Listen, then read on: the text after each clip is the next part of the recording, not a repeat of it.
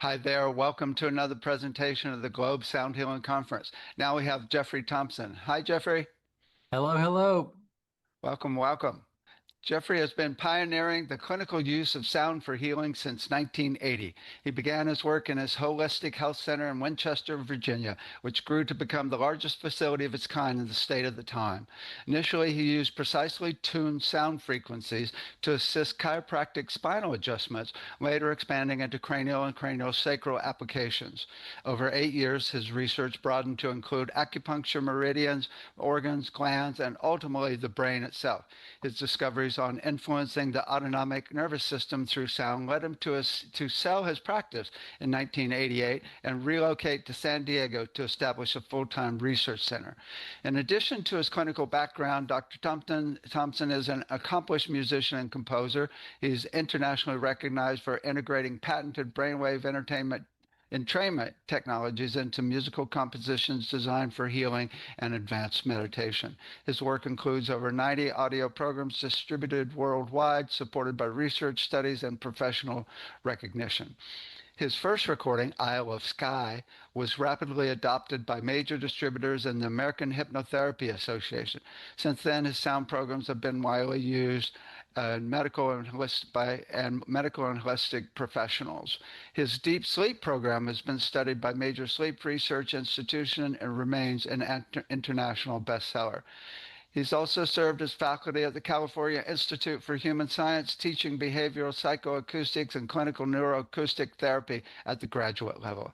He continues to offer courses, workshops, and certification programs worldwide.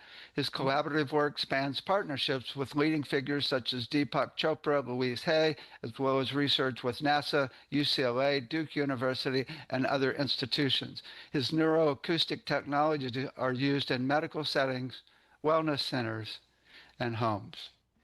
I'm just tired reading all that. Yeah, if you ever think small about yourself, just make yourself a CV, make yourself a CV and put it on paper. And I mean, if you stick around long enough and your hair gets gray, you've probably done a few things. Yeah, yeah, yeah, yeah.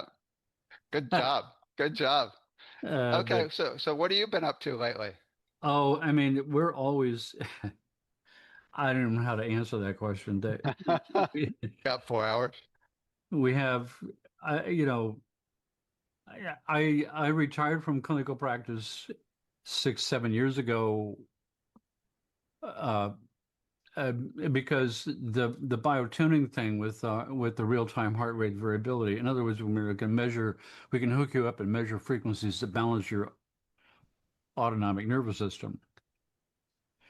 Uh, Sort of the master control system that tells all systems what to do. It's like the internal physician program waking up or something.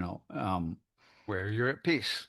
And then that became a sort of a thing where we sold these systems to practitioners and trained and certified practitioners, and they're sort of from all over the world. Now we've got this international um, organization called Sky Collective, SKYE, based on my first album, which you mentioned.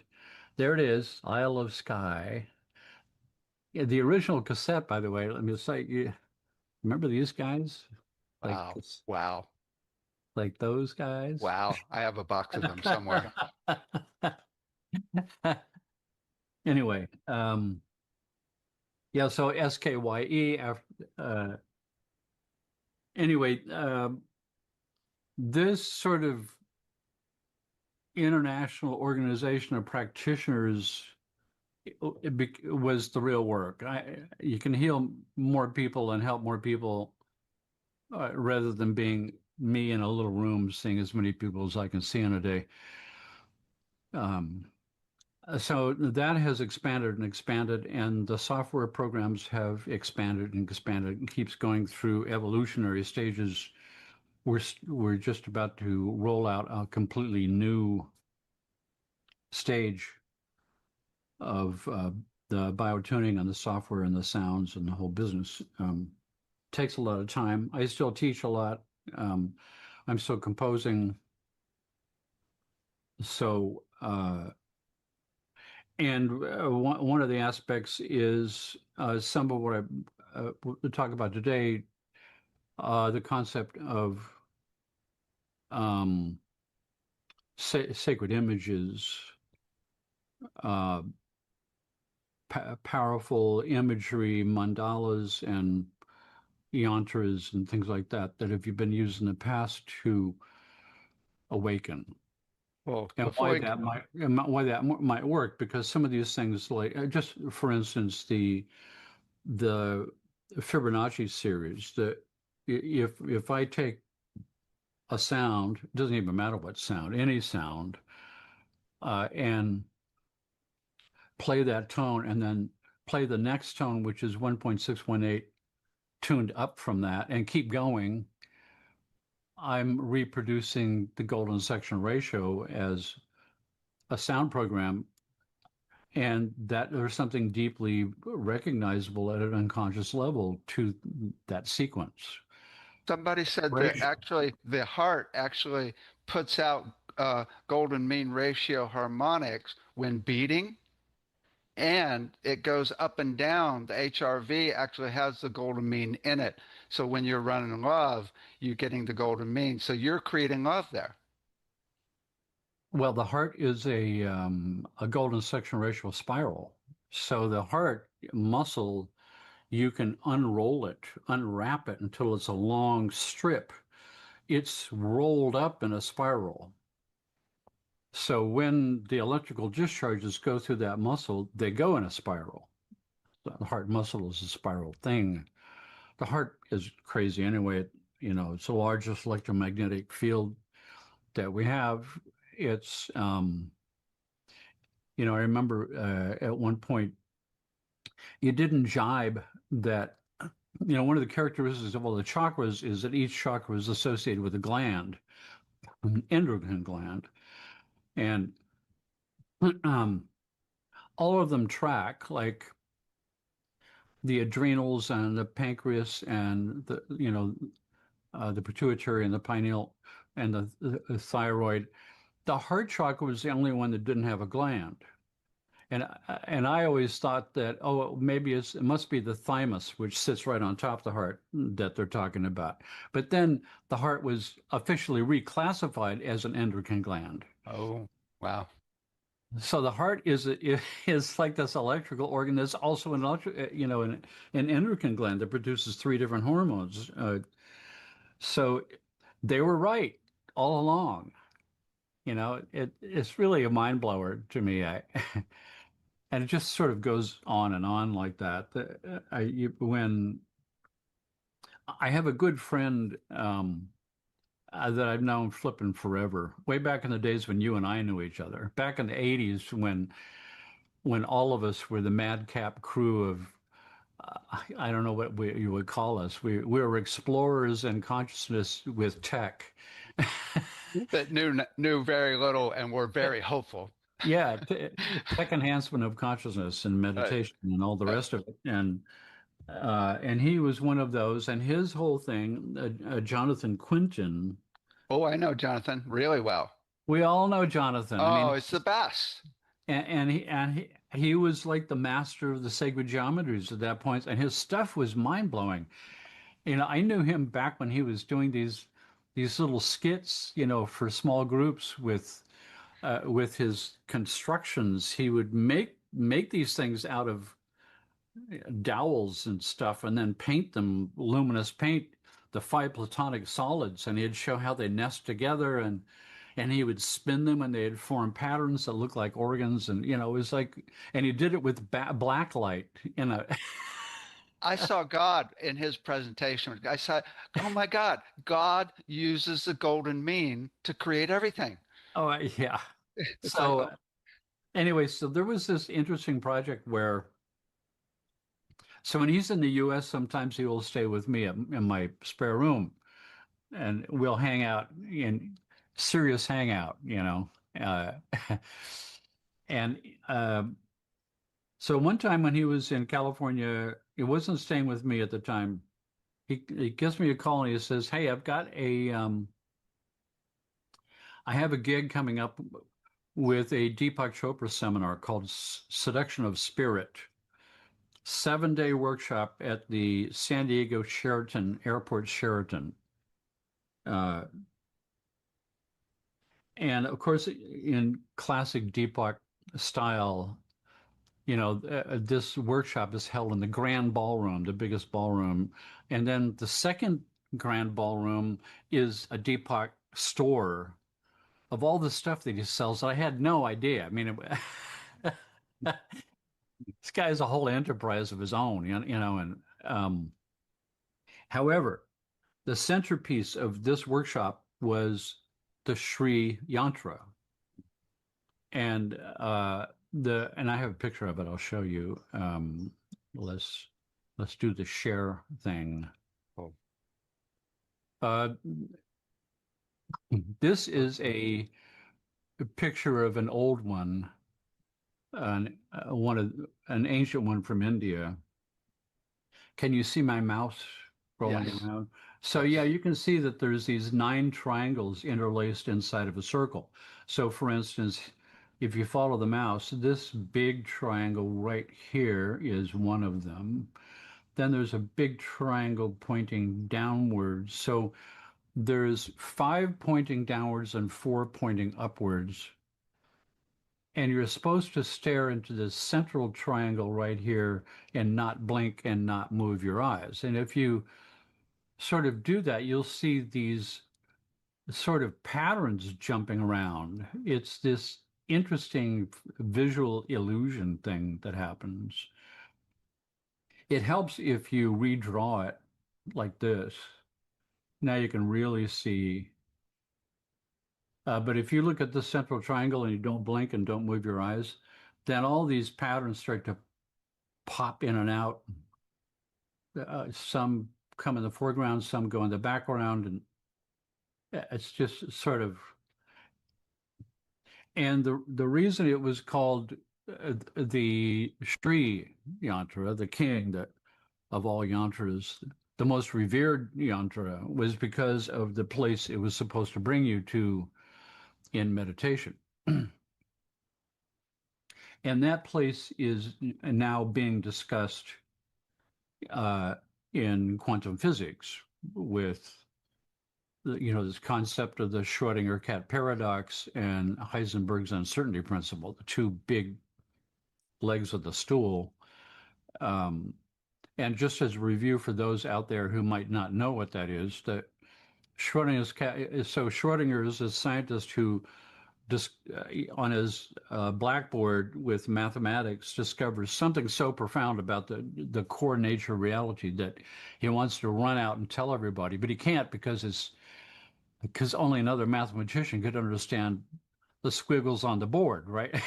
It's impossible to explain. So he created an allegorical story to illustrate so he could tell his wife.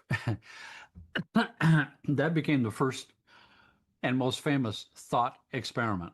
That's what it's called, a thought experiment.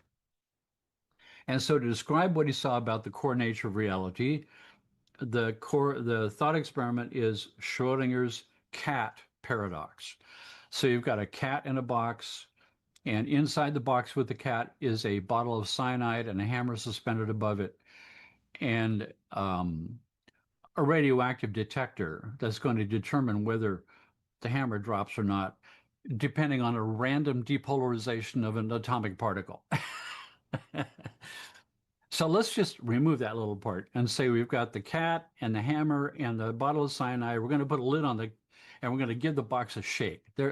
Instead of there's a random thing, right? Let's give the box a shake, and either the hammer dropped or not. And if it does drop, it breaks the bottle of cyanide and kills the cat. And if it doesn't drop, the cat's okay. But you don't know which one happened until you lift the lid to take a look, right? So the experiment is we're going to put the cat in the box with the bottle of cyanide, and we're going to put the lid on. Now we can't see what's going on. We're going to give it a shake. We're a scientist. We're going to take some notes. And then 2 minutes later, we're going to lift the lid and take a look. And let's say the cat's dead. And now you can say, well, okay, when I shook the box 2 minutes ago, the hammer dropped and killed the cat. And in reality, what his math showed was that that's not so. 2 minutes ago, when you shook the box, the cat entered into a twilight zone state of living/dead cat. It hasn't been decided yet. It's a potential to be one of the two, but it can't manifest until consciousness arrives on the scene to witness what happened, which means the squiggles on his blackboard showed that consciousness itself is a requirement for reality to exist. It's not just a thing that might happen, spontaneously or by accident on some planet, someplace in the universe. It's the central core of the manufacturing of reality in the moment. And until consciousness arrives on the scene to witness, reality exists in a potential state to be anything. In this case, we're just narrowing it down to two things, a living or a dead cat. So that means that I shake the box and 2 minutes later I lift the lid and I look and I see a dead cat and I think, okay, 2 minutes ago when I shook the box, the cat died. No, 2 minutes ago when I shook the box, the cat entered into the twilight zone state, and only now when I lift the lid did the past event happen. That the cat died 2 minutes ago because I just created that right now. So that's the basis of reality is all an illusion. Although, who was it Einstein that said, although that illusion sure is persistent. Yeah, yeah. Yeah, that's right. I call it a dream with teeth. So the core idea here is that reality, as we can measure it, consistently proves to be an ecological universe getting the most work with the least amount of energy expended. That everything is geared to save energy, and in our bodies is geared to save life energy. So the body follows the same rules, and that's why we have such a magnificent machine that we've got here, where everything is perfectly tuned up to squeeze out the most gas mileage from the tailpipe. And it's sort of like if you've ever played an online video game where you've created a character and you've created like a spaceship and you're on some foreign planet and you can walk around, you can look at things and you can interact with other people and you can shoot bandits and all the rest, and they can kill you. And it seems super hyper real. But when I'm in that game and I'm looking this way and I'm scanning around, I'm looking around, everything is behind me that in my mind, I just saw it, I know it's there, is not there when I'm not looking at it. Because the game is doing the same thing. It's got memory resources it has to conserve. It's not going to render the stuff behind me and take all that memory if I'm not looking there. It's only going to render it when I turn around and take a look. And when I turn around, the stuff that I was looking at disappears. And this is very similar to what quantum physicists constantly describe about the nature of reality associated with Schrodinger's cat paradox, that when I'm here with you and I'm looking at my computer screen and on it is a picture of you and we're having a conversation, I know that behind me is my piano and a bunch of lights and a bunch of things, and but they just disappeared. I'm looking at you now, and that's not rendered right now. That's a pretty crazy concept to think of. The deeper issue is when we start getting towards the question of me creating my own reality and me manifesting the reality that I want. That's the whole deal. Instead of the one I've got. And that gets to the core question of what was talked about in the Upanishads and the Sutras of Patanjali, which tracks almost exactly with quantum physics and what they're saying about the nature of reality. And the kahunas in Hawaii really had it down in a very simple way, that the shamans, holy people from Hawaii, the kahunas. Huna is this concept that God grants all prayers. Therefore, my present experience is what I've prayed for in the past. And prayer happens before a thought. So it's not this part.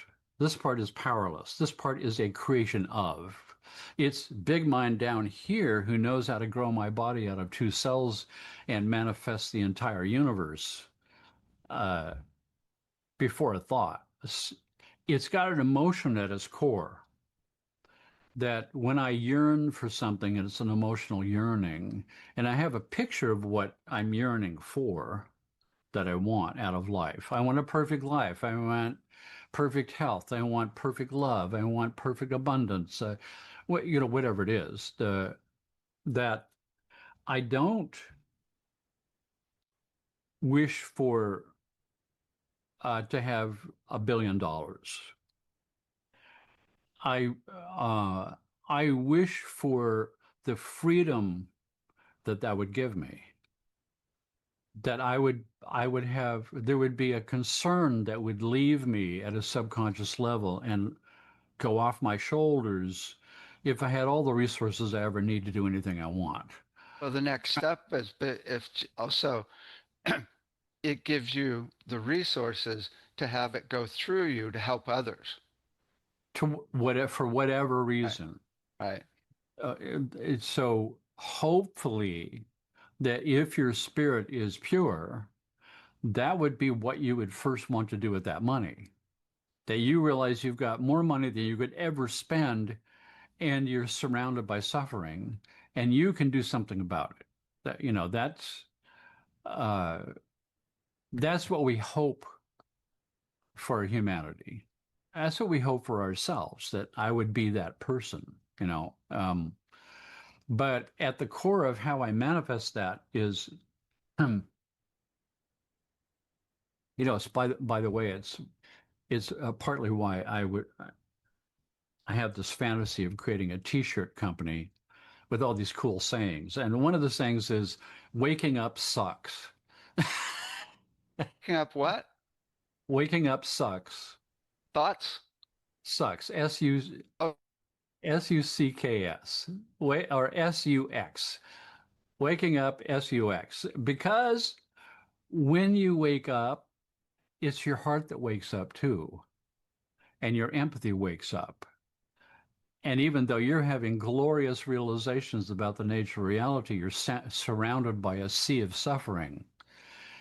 And there's a responsibility that comes with waking up that you can't shuck off and ignore it, because you have something called conscience and consciousness that comes from the heart, that you can't not do something. That if you had all the resources in the world, billions and billions of dollars, then I'm going to give every person on earth $1 million. Or whatever. I mean, anyway, the point I'm getting towards here is back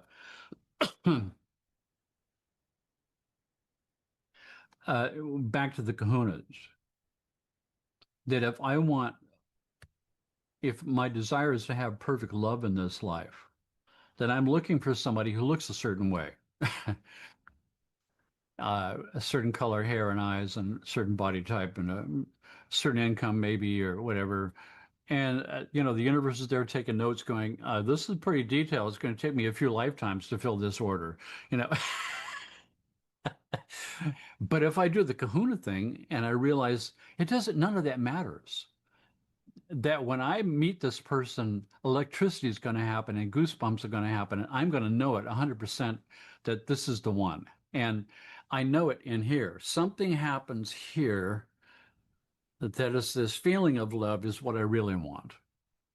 I want to be in a trust relationship where I can be 100% open and be me and have this person do the same and have it be completely okay. That's what I'm praying for from the kahuna sense before a thought. I'm looking for this sensation, this feeling, this love thing, and then the universe goes, "Oh, that's it? Oh, no problem. I can fill that order in 100 different ways." There's one thing, 'cause I thought about, I do this in my classes a lot and talk about it. There's uh, when I work on with negative beliefs, yearning or wishing, the sound of that is that's not going to get it for you. What you have No, to go for is you already got it, and you go woo, and spirit goes, okay, we'll match it. well, you just make it so that you go inside and you find what it is you're really asking for, and you have to flesh it out because most people don't do that. Most people are going, so God comes to you and says, "Hey, you can have anything you want. All you have to do is ask for it without words, before a thought, with your heart." And most people have no idea what to do there. So, and most people have never contemplated fleshing out what I'm looking for. It's more of, I don't want to be poor anymore. I don't want to be alone anymore. I don't want to be sick anymore, as opposed to what would real health feel like in your heart? Um, so coming around of how you sort of ask, and this brings us to the point of Schrodinger's cat paradox and the Sri Yantra. You didn't think I was going to come around to that, did you? No. I always trust, always trust. um, and that has to do with that if I can arrive, that now is all that exists, and that a billionth of a second from now, or that just passed, is an illusion. It's a memory or an anticipation. Now is all that exists, simultaneous with the moment. And that means there's no room for thought because thinking takes time to fire a signal down a neuron of a thought. So in reality, one of the problems with deep meditation throughout all of history has been that is thinking mind that exists in time who has to get the job and make the money and buy the books and afford to take the meditation classes and do all the meditation work and all the other stuff until I worked hard enough. I'm finally actually getting to a point where I could reach right now. And my small mind has a tantrum and says, wait a second, I'm not going to get to go. I'm the one who did all the work. I'm the one who made all the money. It's like, and I'm not going to get to go when it finally comes down to it. So you have to have this like sweet talk conversation and convince it'll be just fine. Where I'm going, I'm going to bring all these goodies back to you and load you up with all kinds of cool ideas and information and uh, uh, so that moment where you finally arrive at the doorstep of the next moment from now is the key point, because that's the key point where if you think about it, there's a scientist here in San Diego, Fred Allen Wolf, who was in that movie, the what the bleep do I know? He was the white-haired scientist guy. He wrote his book called Starwave, and in that book, he takes on the Schrodinger cat paradox and says, this whole thing about cats and boxes, I mean, that doesn't relate to my life. I can't quite see how that relates to me. So he took it on and he reinvented it. That since right now is all that exists, the next moment from now is the cat in the box. That's the closed box. The next moment from now is the closed box. And you're going to arrive in the next moment from now, and the lid's going to fly off, and consciousness is going to arrive on the scene. And what's in the box is not a cat, it's an infinite field of all possibilities that could possibly exist in all dimensions in the mind of God. The whole plate is there, stretching to infinity. And it's your choice. What's the next moment going to be? And the I got a question that right here that's really appropriate. If you're in the moment, how can you think about the future to manifest something? you can't. It's here. Right. So It's it's this. just So it's there, this. but there is something. It's like if you're gonna even visualize or feel a relationship or money or helping the planet or whatever, you have to think into the future and think that's what I want in the future, and then you come back to the moment and just do it. Because No, that's what most people experience is the uh, less than 100% being here in the moment, right, right. where there's still an But element of a thing. I would think of when you're in the moment, there's this state of consciousness, which is kind of left and right brain, I was told, where you're actually watching in the moment and you can actually manifest while in the moment. It's the witness. Hmm.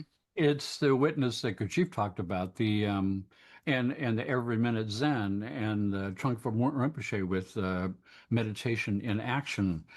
Work on yourself. This thing that there's an objective witness that's floating in floatus position behind you, watching your every move in a neutral state, an objective state. And allows you to still be in the moment. That can be in the moment while it watches you behave in various ways and have thoughts in your head and emotions. Um, the the concept that from the standpoint of Fred Alan Wolf and his take on the Schrodinger-Cat paradox is moment by moment by moment is going by, like a movie, frames in a movie. Um, and right now, we are creating frames, and then we're having this discussion. And every frame has a possibility of an infinite field of all possibilities to choose one, anything. So that means that the next moment from now, we could just as easily be jellyfish in another dimension instead of my next word. And the the difficulty is, why is it always my next word? Why is there a continuity here that we can create, that I keep talking and you keep reacting and we have a conversation, and uh, why is it moment after moment after moment we keep choosing this one? And the answer to that is in the Upanishads, that when consciousness arrives on the doorstep of the next moment with the infinite field of all possibilities, uh, I don't come with a clean slate. Consciousness arrives with an expectation that this is what reality looks like. Reality is populated with things and couches and stuff on walls and people with bodies. Um, that's what reality looks like, and it's so solid that we're so tied into that we expect the next moment to be me talking. And that expectation galvanizes one of the possible outcomes in the infinite field. One of those outcomes has a special significance because I just gave it that by my expectation. And that's what the universe is constantly looking for as a path of least resistance, because the universe is ecological, trying to save energy. So I just provided it with a way to save energy by galvanizing one outcome with my expectation. And the universe always follows that because that's the law of the universe. It's just The patterning, and you could actually go to another dimension and change your whole You life could in change just a it, second. but it happens in your consciousness in a special way. So I believe that's the territory of the spontaneous remission, where the inoperable tumor just magically disappears. Because something about the emotion associated with getting a cancer death sentence of an inoperable tumor in your brain or something, uh, is powerful enough to penetrate through into the deep part where I have a moment. And in that moment, part of my spirit stands up and says, no, I don't think so. I am not going to live that story. I'm not going to be the guy who dies of some stupid tumor in my brain. Ain't going to happen. And bang, you change that outcome. And now you've either recreated reality where you don't have the tumor, or you stepped into a parallel universe of infinite parallel universes where every possible outcome could be there, and you stepped into one with no tumor. This is so important. I got a diagnosis about 4 years ago. Actually, a medical intuitive psychic said that I had blood clots in my leg because it was really sore. He said, "You got to go to the doctor." And I got an ultrasound. I had a blood clot from my hip to my ankle. And Holy when the shit. doctor said that, I immediately went, No. done deal. No, it'll be gone. And I knew I was in danger. If the second I went into fear, I would be really in danger. And I was really, in fact, I didn't want to tell anybody because I didn't want anybody going, "Oh, that's a To support the bummer." manifestation of that. Right, Yeah. right. It's a Yeah. bummer. It's like, Yeah. shut up, shut up. Yeah, it's huge. It should be against the law to give a diagnosis. Well, it's called, uh, negative programming. Yeah. Uh, I mean, seriously, in a hospital, when they give you a diagnosis, instead of statistics of how many it's the people die, nocebo effect. right, let's go, okay, this is exactly what you need to do to be in the 50% where it goes away. It's proven. It's Yeah. proven. It Yeah. works. And so that's all swirling around this concept of me at the doorstep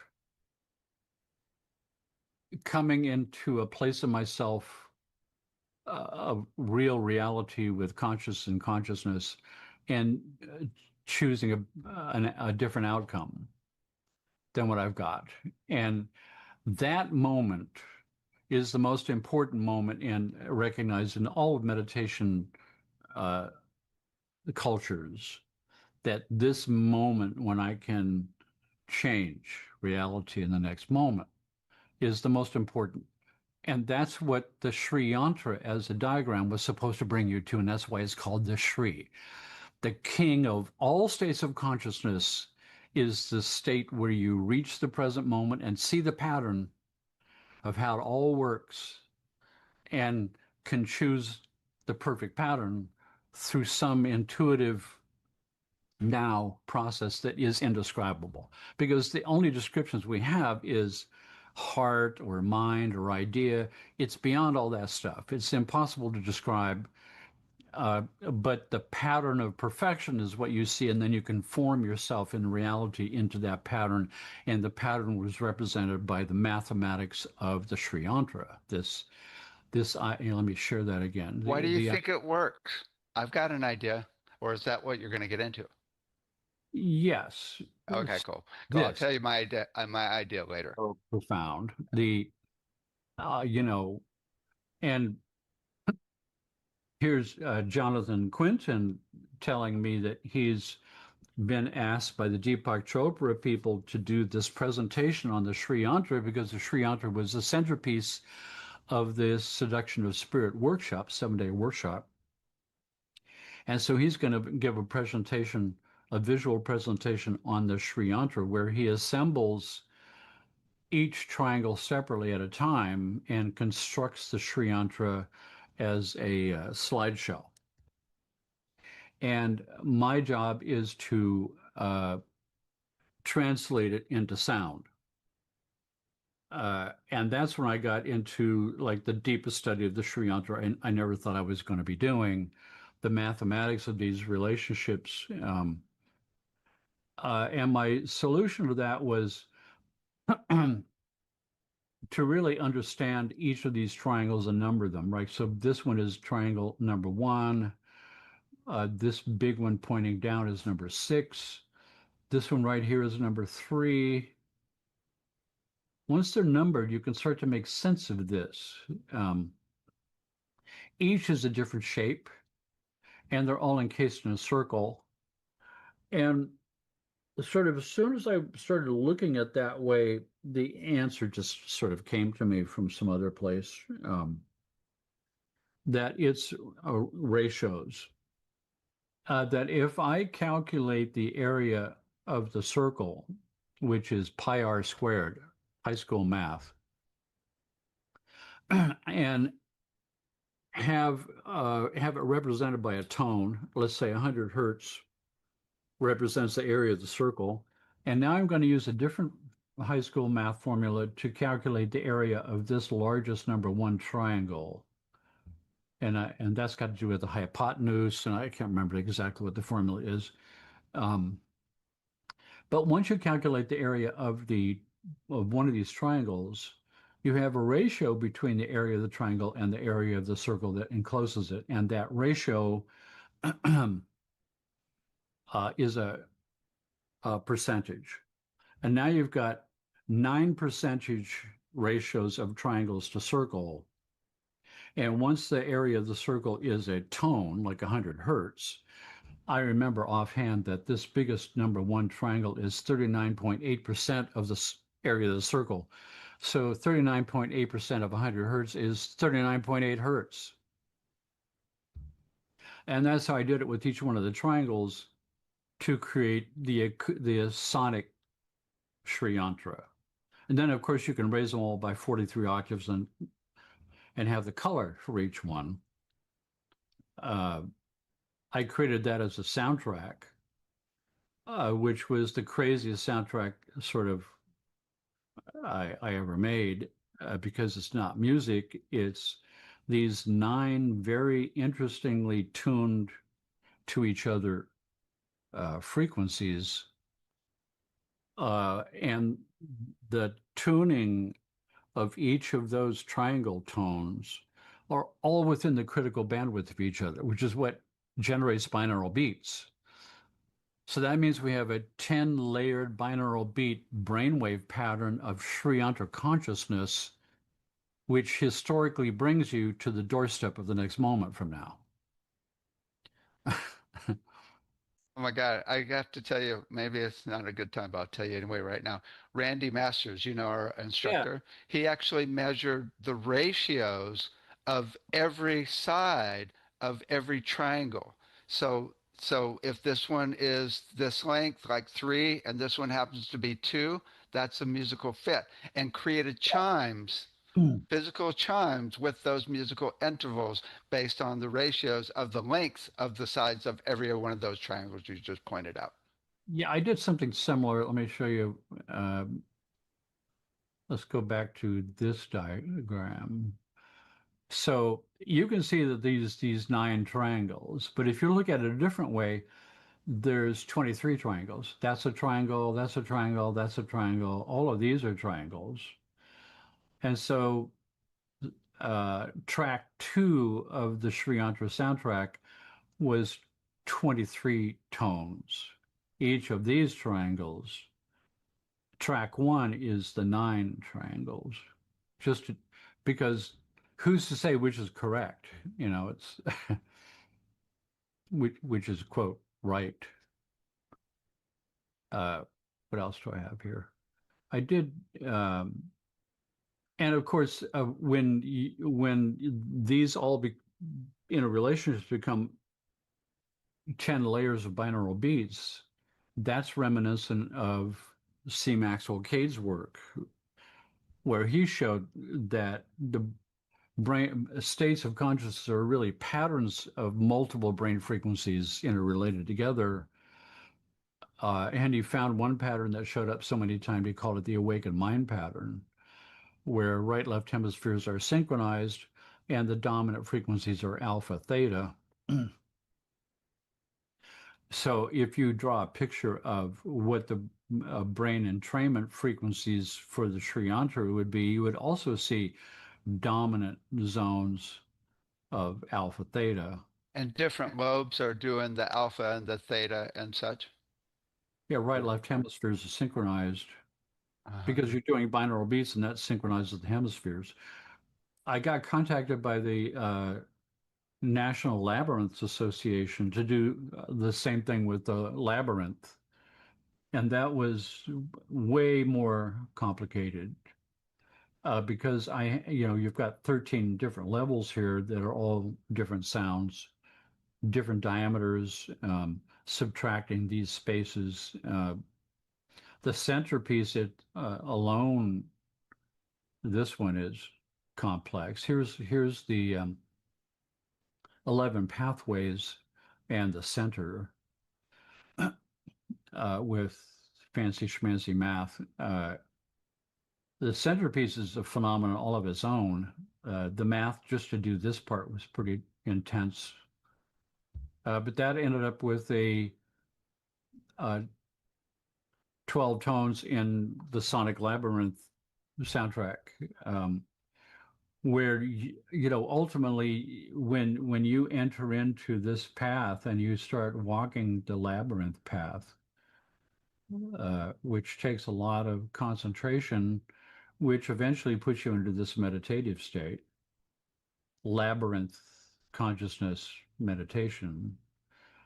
You could either trace this while listening to the soundtrack or walk the labyrinth itself with headphones on, playing the soundtrack of the sound of the mathematics.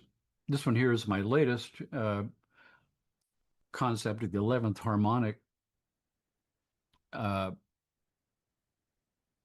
was my latest album. The 11th harmonic is so we know that we've got harmonic thirds and fifths and sevenths and ninths, but the harmonic 11th has been known throughout history as the special one. It's the only harmonic that is not consonant or dissonant. It's in this funny neutral place that is objective, the objective mind that we were just talking about. It's this special state of objectivity, neutrality in the emotions. And then Anthony Holland used that, a high frequency for cancer and the 11th harmonic to actually destroy cancer cells. Yeah, that once you start digging into something you haven't heard of before, you find out there's this whole world there. you know, but the 11th harmonic. So if you create music in a certain keynote, whatever that keynote is, and you calculate the 11th harmonic of that, and you use that as a brainwave entrainment binaural beat frequency, now you're entraining your brainwaves to an 11th harmonic state. That was a concept here, except the fundamental frequency you use, it would be better if it had some kind of cosmic meaning instead of something random, right? So I chose the value of pi, 3.1416, raised and raised and raised and raised by octaves until it becomes a tone, and then you're in the key of that. And that lends itself to another album I'm putting together, which is pi. That the entrainment would be pi. And so once again, the whole concept there is with these sacred geometric images is to evoke recognition at a deep enough level of the subconscious mind that participated in the manufacturing of the universe at large based on mathematical principles that are represented by these sacred geometric ratios and mathematics. And there's something deep there that the subconscious that can be awakened from witnessing those or hearing the acoustic counterpart. That's the idea. It's like, you know what I'm into, and it's similar to what you're doing, is to actually map out all the frequencies and ratios of everything in the body. But now we should ultimately, where we're headed now, and the guides haven't given this download yet, that is to find all the geometries in the body. Yeah. All that stuff was in the Library of Alexandria. It all been worked out, Right. We just gotta dig it up from somewhere. So yeah, I mean, human beings are weird. Just had this intuitive that I like actually, not for predictions because they all suck at that. But she actually told me there's a geometry between the brain, the heart, and the thymus, and the actual um, what's the other one? The organ that people don't know what it does. The The but appendix? what's that? Appendix? We No, know what not it does, though. no. I'm An blanking on organ it. that nobody knows what it does? What is Well, in that? Chinese medicine, it's like the connection to spirit. Or and Alice Bailey talks about it being a connection to source also. It's the um I'm blanking on. Anyway, there That's was a sacred that sounds like the key point of the, yeah, it's about like here. an inch. It's about here. I don't know what that is. I'm blanking on it. I'll put it in later. So it's the anyway, she said there's a very specific geometry that if you run energy, it creates a very specific triangle for universal love. Cool. Yeah. I can believe that. I mean, Yeah. Yeah. the I mean biologically Spleen was the one I was thinking of. the Spleen. spleen is like up here. Uh-huh. Uh-huh. Spleen is one of those chakra organs that the spleen and pancreas are part of that one chakra, and both of those they're both endocrine glands. The spleen is a dual gland, and so is the pancreas, a dual gland. Those are both on the same acupuncture meridian. The spleen meridian also has the pancreas. So the pancreas, the head and the tail, one produces insulin and the other produces pancreatic enzymes for digesting. And the spleen is dual in its passive phase. Uh, all your blood enters into the spleen and it goes into this unimaginable maze that goes down and down smaller and smaller until the tubes are so small that each red blood cell has to squeeze through and change its shape into an elongated shape to pass through this tube. And the friction of that tube on the wall of the red blood cell will rupture the red blood cell if it's over 120 days old. So it's a perfect way of recycling red blood cells and spilling all their contents out, absorbing those and making and shuttling them over to the bone marrow to recycle the red blood cells contents. That's the spleen in its passive phase. In its active phase, it's the largest lymph node in your body, part of your immune system. Oh, wow. Wow. So Uh, I just got one huge question. Who the hell put this all together? yeah, there you go. I That's mean, right. it's like, it's That's unbelievable. I right. mean, if you want proof No, of God, just I'm look at the saying body. that's what I say. If anybody who doesn't believe in God, take an anatomy and physiology course. It'll Right. blow your mind. I It's mean, unbelievable, the detail. unbelievable. I mean, so in uh, the ear is the most sensitive organ we have by far. The human eardrum, the tympanum, is sensitive to the pressure of less than a diameter of an atom. And how that's possible is when you look at the architecture of the ear, the sound waves, we're sound beings. We shoot shaped sound wave packets at each other that we call language. So I form the packet in my mouth and shape it and shoot it to you. And that wave packet only, a little percentage point goes down the ear canal and activates the tympanum. The rest of it hits your body as a wavefront. And that pressure wave distorts the shape of your cells and flips their polarity to the opposite and initiates a piezoelectric effect wave in the shape of the sound wave that passes through the microtubules of your body and generates an electrical pulse of the sound in you. you know, but just with the ear, this sound is being funneled down the ear and amplified as the shape goes to the, focuses it to the eardrum, and the eardrum moves back and forth with each wave packet, moves those three little bones in the middle ear, right? The hammer, anvil, and the stapes. Remember those guys? And each of those three bones has a joint. There's a little joint there, smallest joint in the body, with the joint capsule and everything. And wrapped around the joint capsule are little tiny muscles that none of us know about. And those muscles are the dampening of sounds that are too loud. Yeah, compressor limiters. They're Right. a compressor And limiter in recording. They turn the but volume at the down when other it gets too loud. but at the other end, there's a triple lever system that the best way to lift a 1,000-pound boulder, a 1,000-pound boulder is with your brain, with know-how. That I have a rock and a 8-foot long 2x4, and I've got a fulcrum point and a lever, and it's easy to use 50 pounds at the end of the lever to lift the 1,000-pound boulder. And there's math involved about how long and where's the fulcrum point, but let's say that I'm too weak.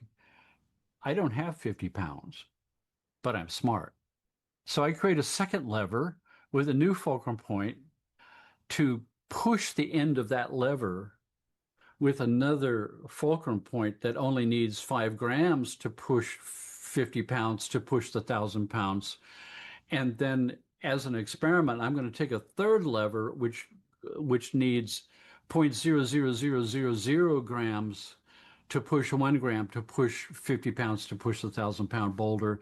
That's a triple lever system, which you never see except in the ear. That's the triple lever system of those three bones in the middle ear.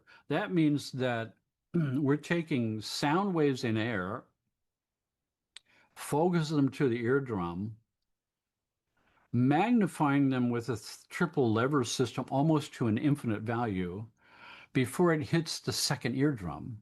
Most people don't realize we've got 3 eardrums. The cochlea of the inner ear filled with fluid has got 2 eardrums. One's called the round window, where the third bone of those 3 bones attaches to the tympanum and this other round window eardrum.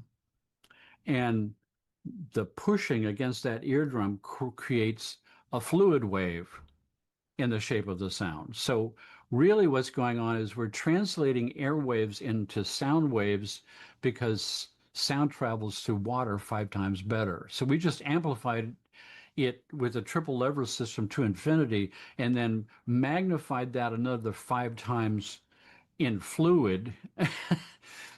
Right. And the fluid is 2 chambers, perilymph and endolymph, with the basilar membrane in between with the little hairs and the nerve endings to the acoustic nerve. A hair for And, every frequency. and both of those fluids are electrolytes. And the electrolytes are exactly opposite proportions of potassium sodium.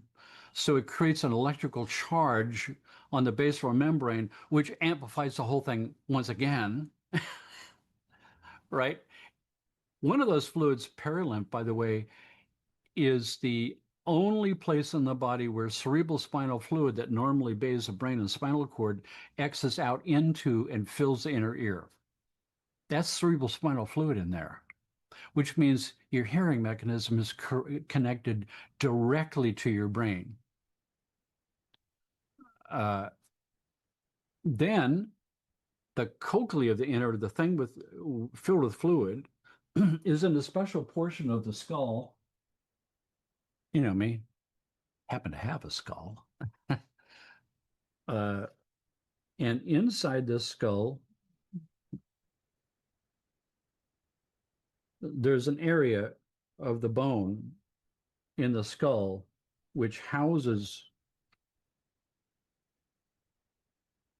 So here's the skull, here's, there's the ear right there. And on the inside of that are the wings, I'm going to sort of do it this way, are these things that look like bat wings with a ridge There's a ridge here, and there's a ridge here. And in that ridge is the inner ear, the cochlea, housed in a special little section of bone in the mastoid process. All of the bones in the body have trabecula, these little openings, these little spongy openings in the bone.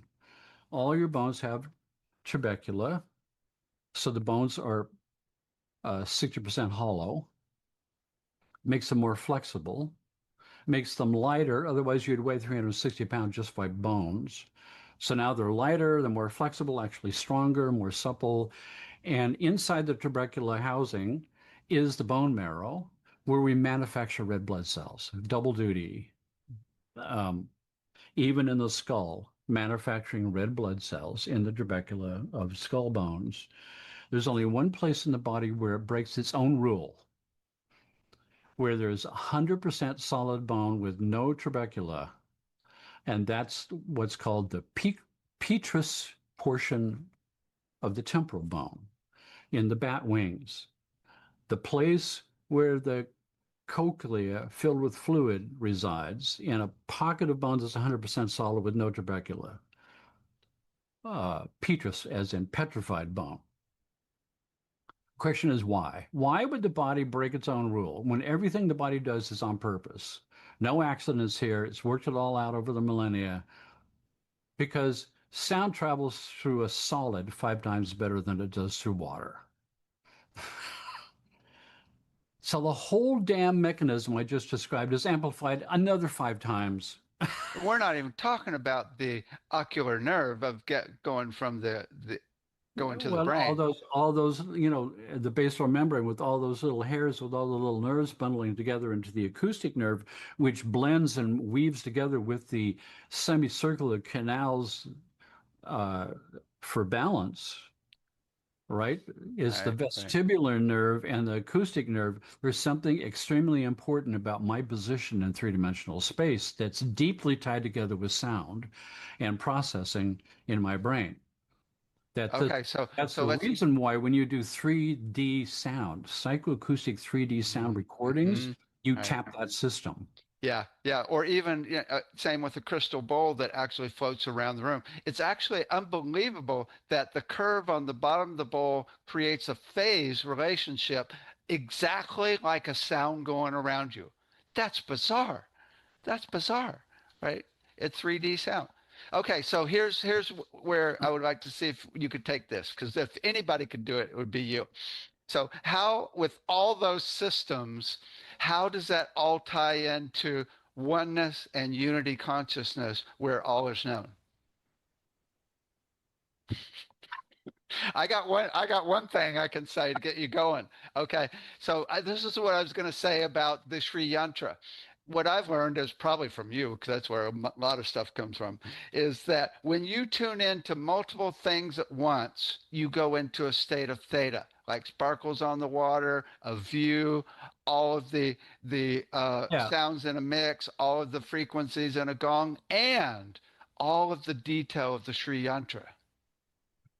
It takes you out of the prefrontal cortex, which is one thing at a time, and goes into the right brain, which makes you, the whole brain starts working again.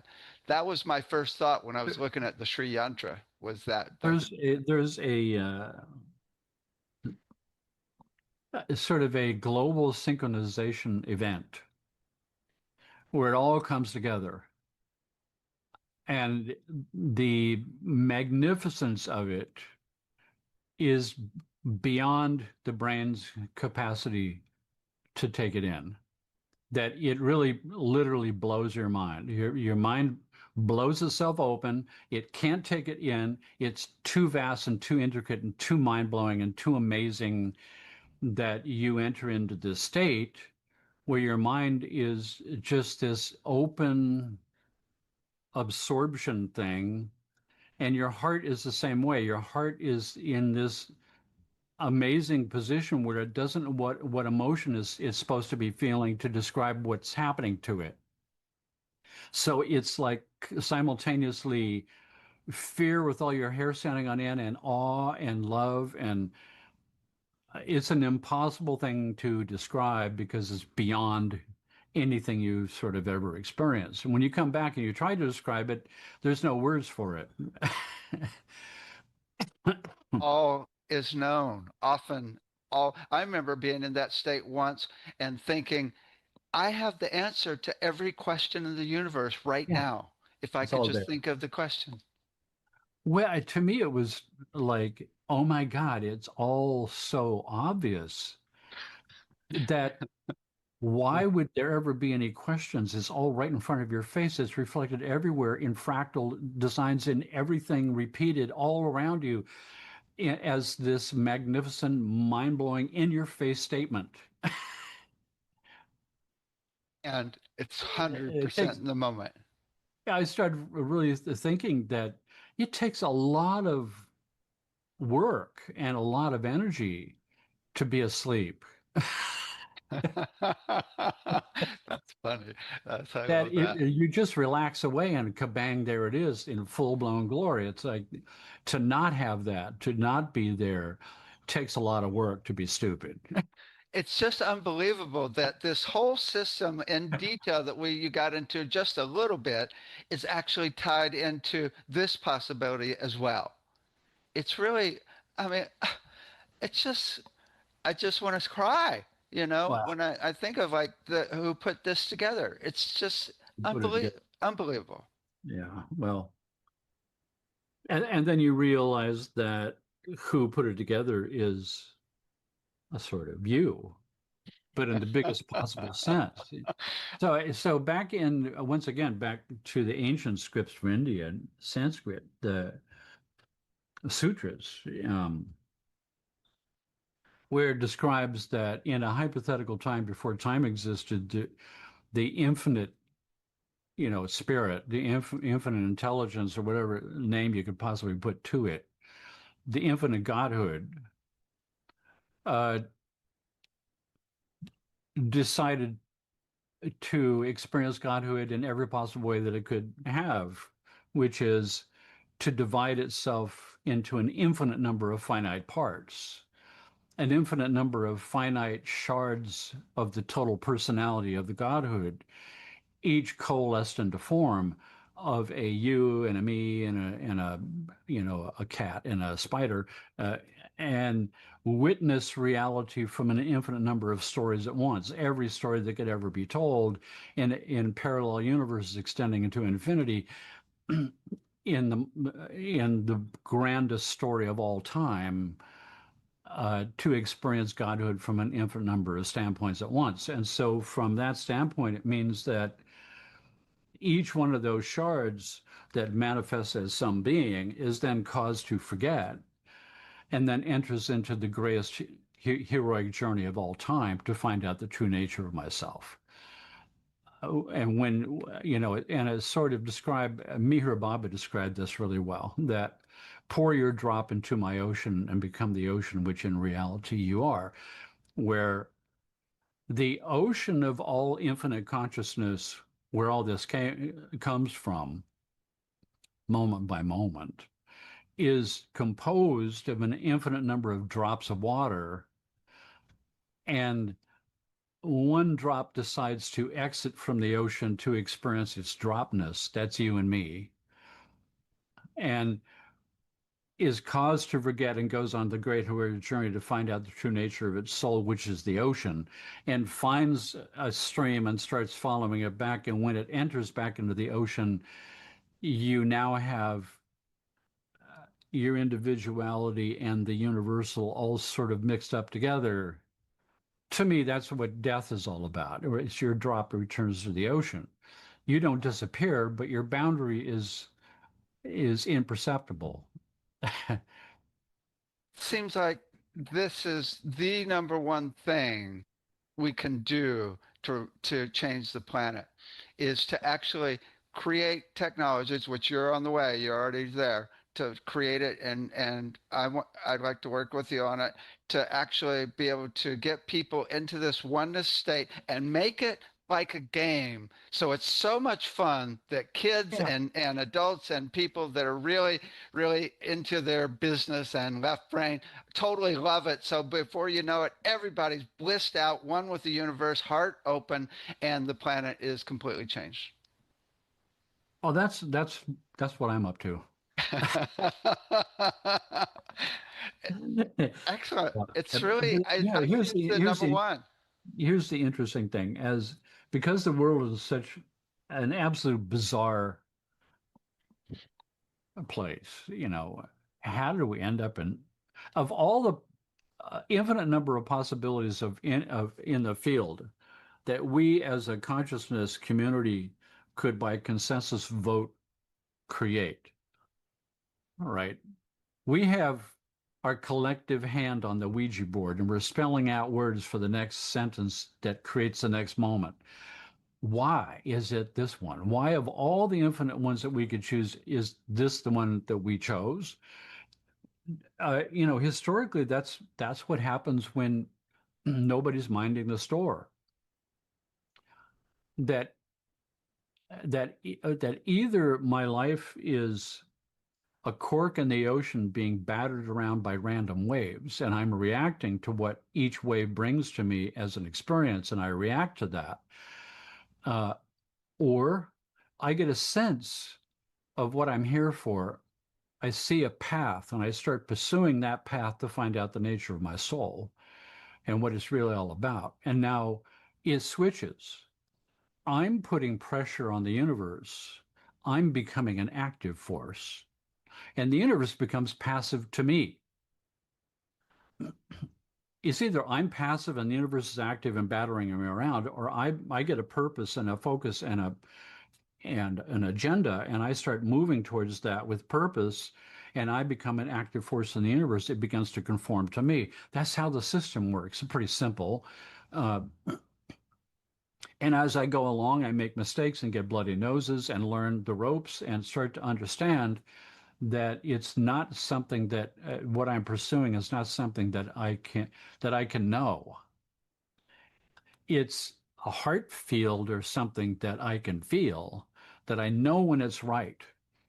And pretty soon I'm trying to do something and the doors are closed and I'm getting a bloody nose and all of a sudden I'm going, this isn't working.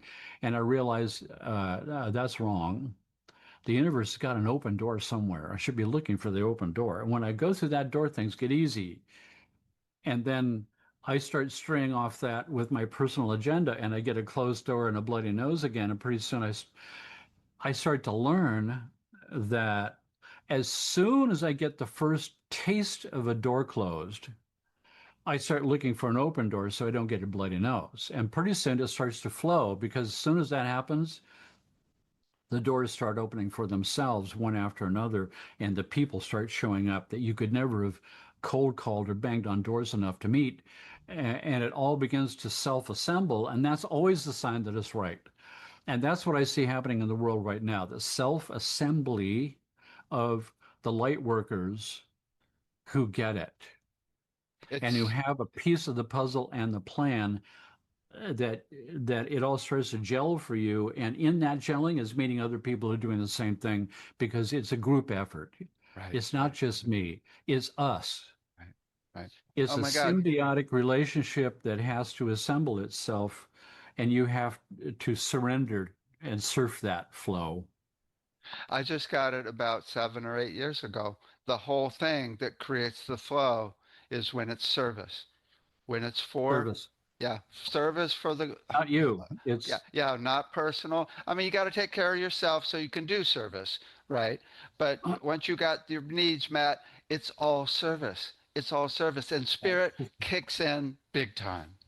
there's this cool sort of image story from the ancient Indian texts once again, where uh, we have a massive infinite dinner party of the angels and the devils. You know this one? And all this food is there and everybody's helping themselves and God snaps his fingers and everybody's elbows get frozen. So now you can't get the food to your mouth. So everybody's like And so the devil table is grabbing the food and trying to hit their mouth and is going all over their face. And the angels start to feed each other.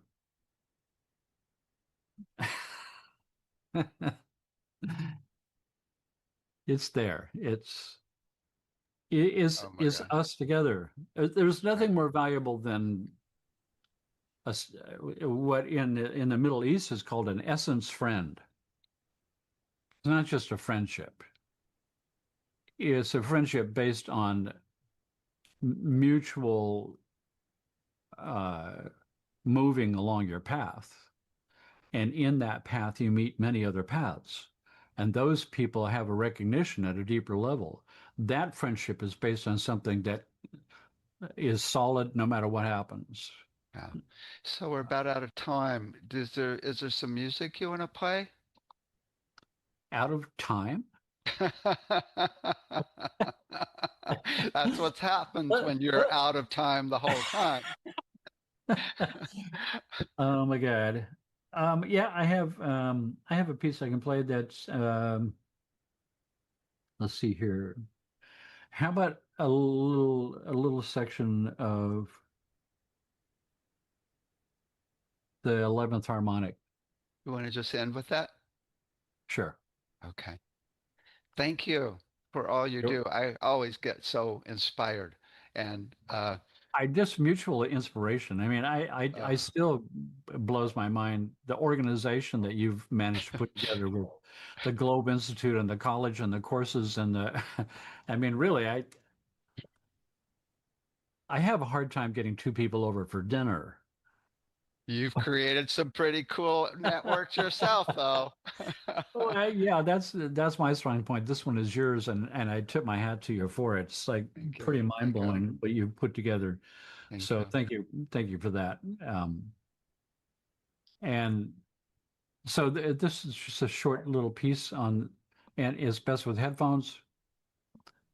It's a very cool kind of new experience that you probably haven't had before. So Cool.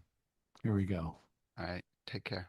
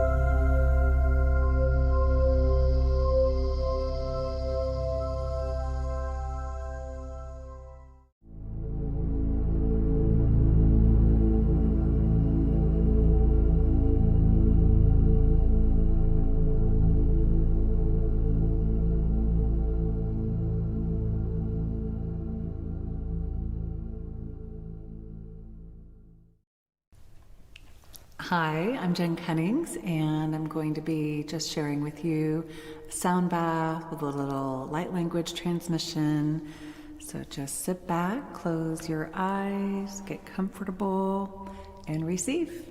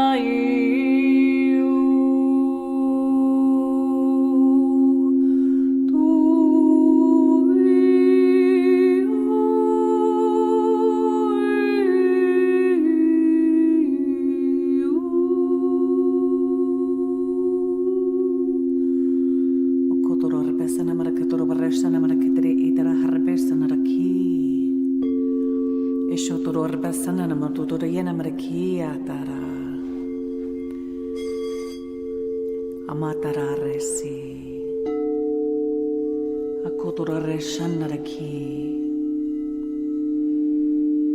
Nyumoror Besana Marakutra Barbasana Matatoshanara Iatara Hanaraki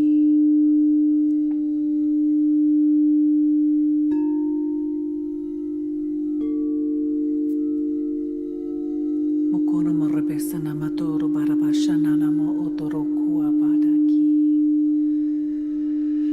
Kanare Toko Amare Oe Kumaro Amare Koe Toro Komarare Sonoro Komara Hanaro Kuro Kururi Asotoro Kuyu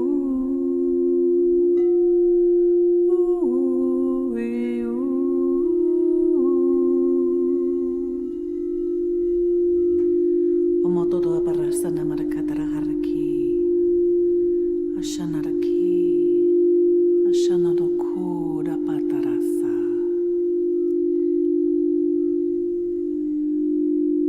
Mitoro Rebesana Matodoro Barasa Tataki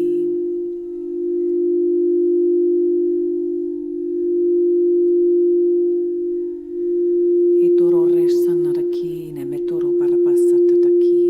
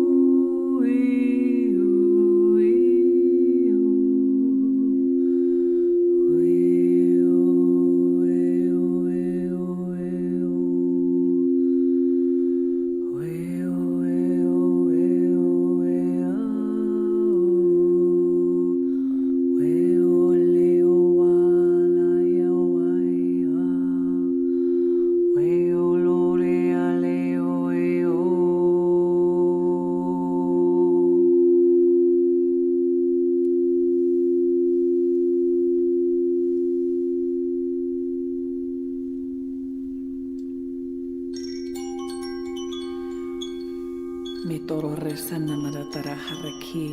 Shonoro korbe sanaraki le itara haraki.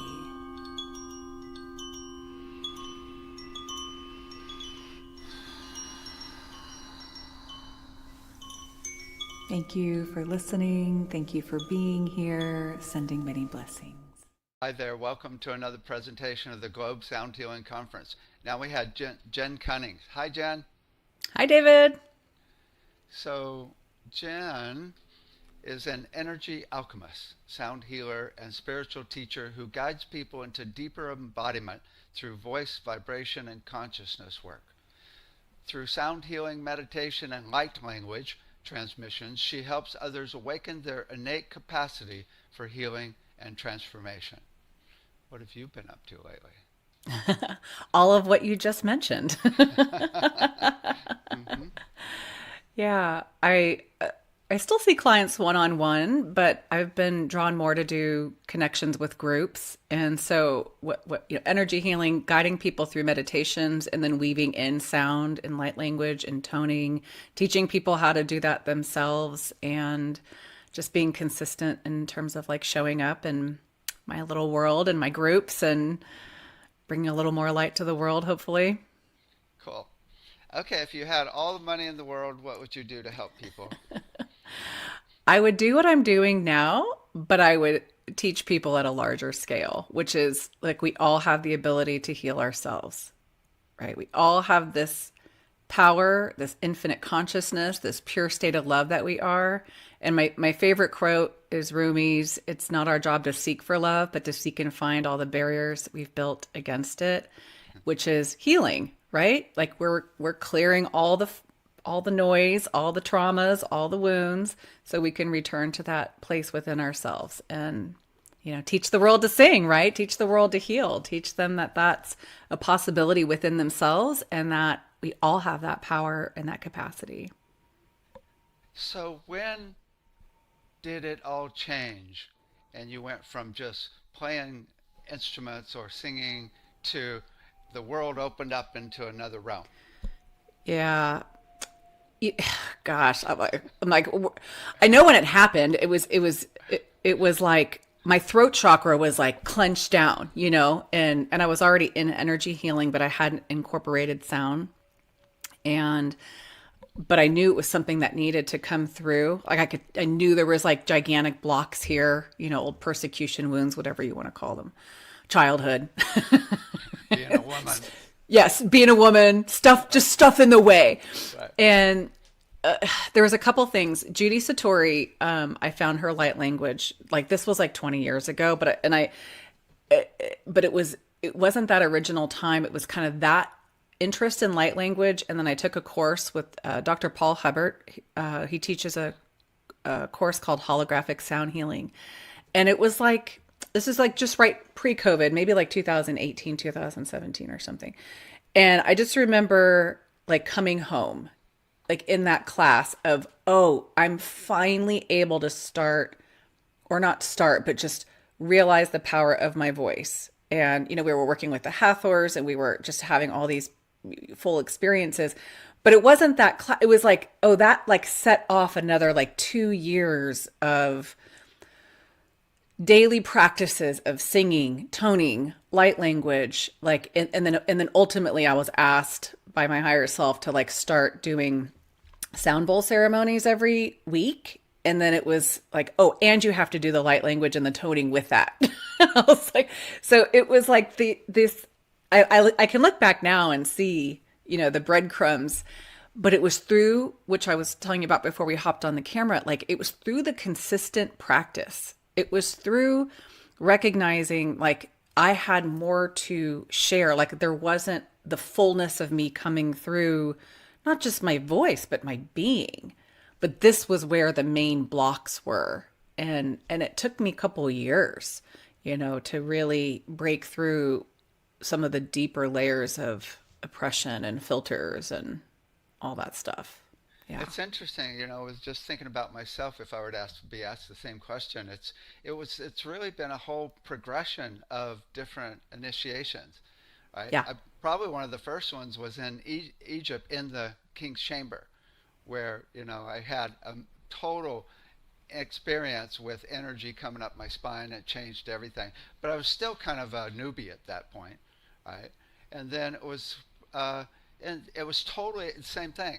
I used to not be able to be still like 30 years ago. I remember I couldn't actually just be still and completely calm. And then it was really just over. I mean, I've always had essential tremors since I was one. And that also was, I mean, the kids made fun of me in school, right? In kindergarten, they made fun of me, right? And so it was really the practice of doing sound. It totally transformed. The first thing that happened was when I tuned into all my chakras. Mm-hmm. And went, what are you doing? What's going on with you, right? And finally got, oh, I need each one to be humming. That was really a big awakening. And then the Hathors came in. And they said they wanted to create the superhighway between my pituitary and pineal about 5 or 6 years ago. And then my intuition and my voice went off the deep end. Wow. But I'm still kind of a babe in the woods. Absolutely. Like I feel like we've just scratched the surface, and not just what we know scientifically, but just, really tuning or not tuning, excuse me, here comes my throat, accessing the full capacity, See? See, we're still clearing. We're still making, right. We're still tuning the instrument here. Right. Yeah. So my a couple of things I wanted to talk about today, we don't have to dive in right now, is just like how we can do this to where it's part of the routine, it's normal, it's simple, it's applicable. And I think people, I've taught sound healing off and on over the years. And I think that, conceptually, there's all these cool stories. Like we can tell stories about, aligning our chakras and healing. I heard an ankle once and was gone in 20 minutes. But it's not, it's the consistency. It's the fact that it's so easy. Yet I think we tend to not honor that when it's easy. Do you know? And so I feel like for me, I do it in the shower. Like that's my routine, right? Like, and I have a whole, I'll share with you, we can, if you're curious, like, okay, this is not just my physical hygiene. This is my energy hygiene. And I'm bringing my voice, my words, my song, my light language. It's a whole thing. Otherwise, like we get into, it's so easy to get into a default mode or get caught up into the collective, ick. That's right. I always tell people, you need to go to a place of peace and stillness at least 10 to 15 times a day. And that could be 15 seconds of any vowel. Right? It's so simple. Okay, what do you do? You want to hear my shower routine? Oh, I can't wait. Well, I can't wait. It's funny. So I showered before we got on, and so because it's so second nature and it's so in flow. There's not like I don't have a specific protocol, but I was thinking about it when I was showering. I was like, oh yeah. So first of all, a friend taught me this. I create before I walk in my shower, I create it as like a healing chamber or a portal or a stargate, right? Like, so when I step into my stargate, I'm being purified. Okay. Everybody's got to change their shower into a stargate. No, that's the deal. I'm doing it. My colleague and friend, I have to give her credit, Cami Hall. She's an amazing energy healer, acupuncture, chiropractor. So that's a shout out to her because she taught me that. And so it's like I'm creating this template, right? And in that template, in that portal, I'm returning to my divine blueprint. I'm aligning with my optimal timeline. I'm opening and clearing and balancing my chakras and my energy field. I'm talking to my DNA. I'm singing to my DNA. I'm clearing out all the collective noise from whatever I've been exposed to in the, in the stuff out here. And it will change. So it's like, so I'm bringing in affirmations. I'm singing those affirmations. I'm visualizing color and light. Oh, and I'm of course blessing the water right before as it's coming through, and blessing my own body's water and then there's just times where I'm like not in intention, I'm just in sound. So whether I'm ohming or toning or light language, like I just try to get out of my own way because sometimes I feel like, oh, I'm too much in the intention, which can be a little bit more mental. So then I'm just like, all right, like let's let all that, human stuff just fade out and then just let it flow.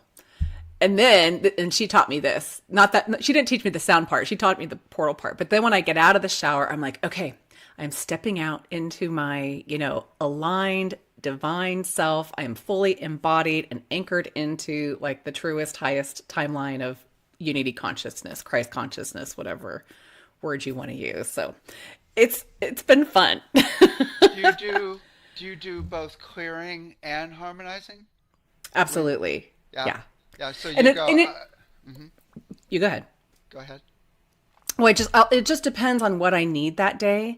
Like sometimes I'm like, ooh, I feel like I need a little extra like purification. I feel like, I feel a little heavy. I feel like, I was on social media and got icked.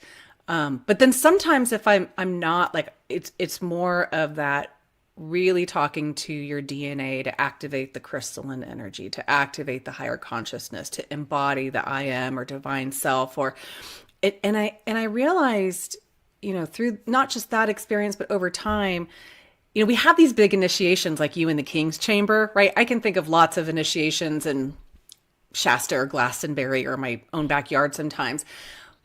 But it's the daily things that create the consistency that keep us, on more of a trajectory of ease, and I was always about like, I was just kind of born this way, like more is better. I want the big stuff, like give me the big booms, and I think as I've matured and got into my 50s or whatever, like, oh, it's actually these daily commitments to self-love, daily commitments to using my voice, to honoring my energy, to talking to my DNA, what it's really about, like that embodied living experience. So It's really I've interesting, matured. because I've never actually shared what I do, even in my classes.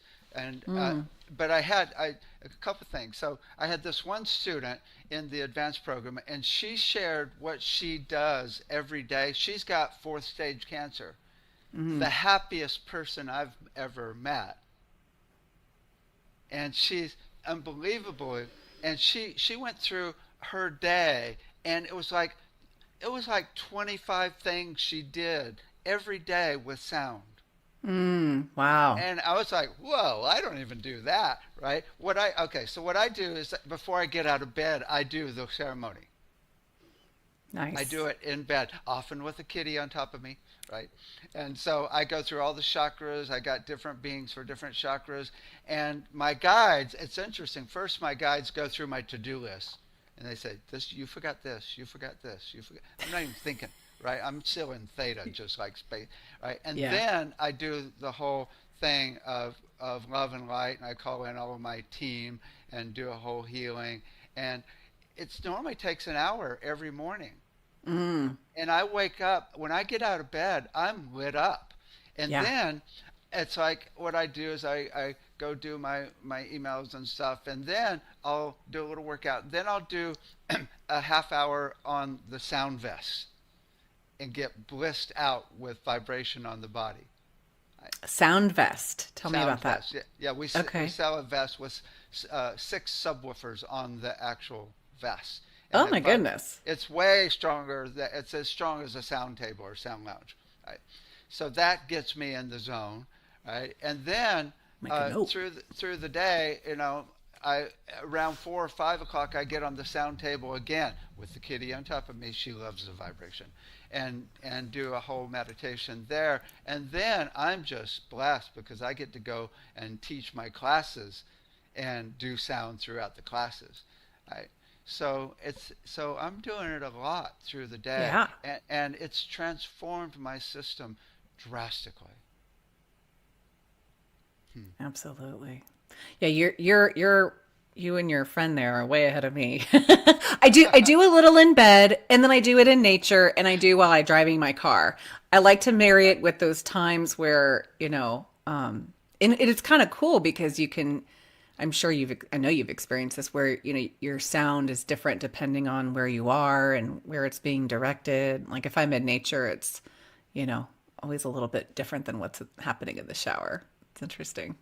So, for those people that don't know what light language is, tell us what that is.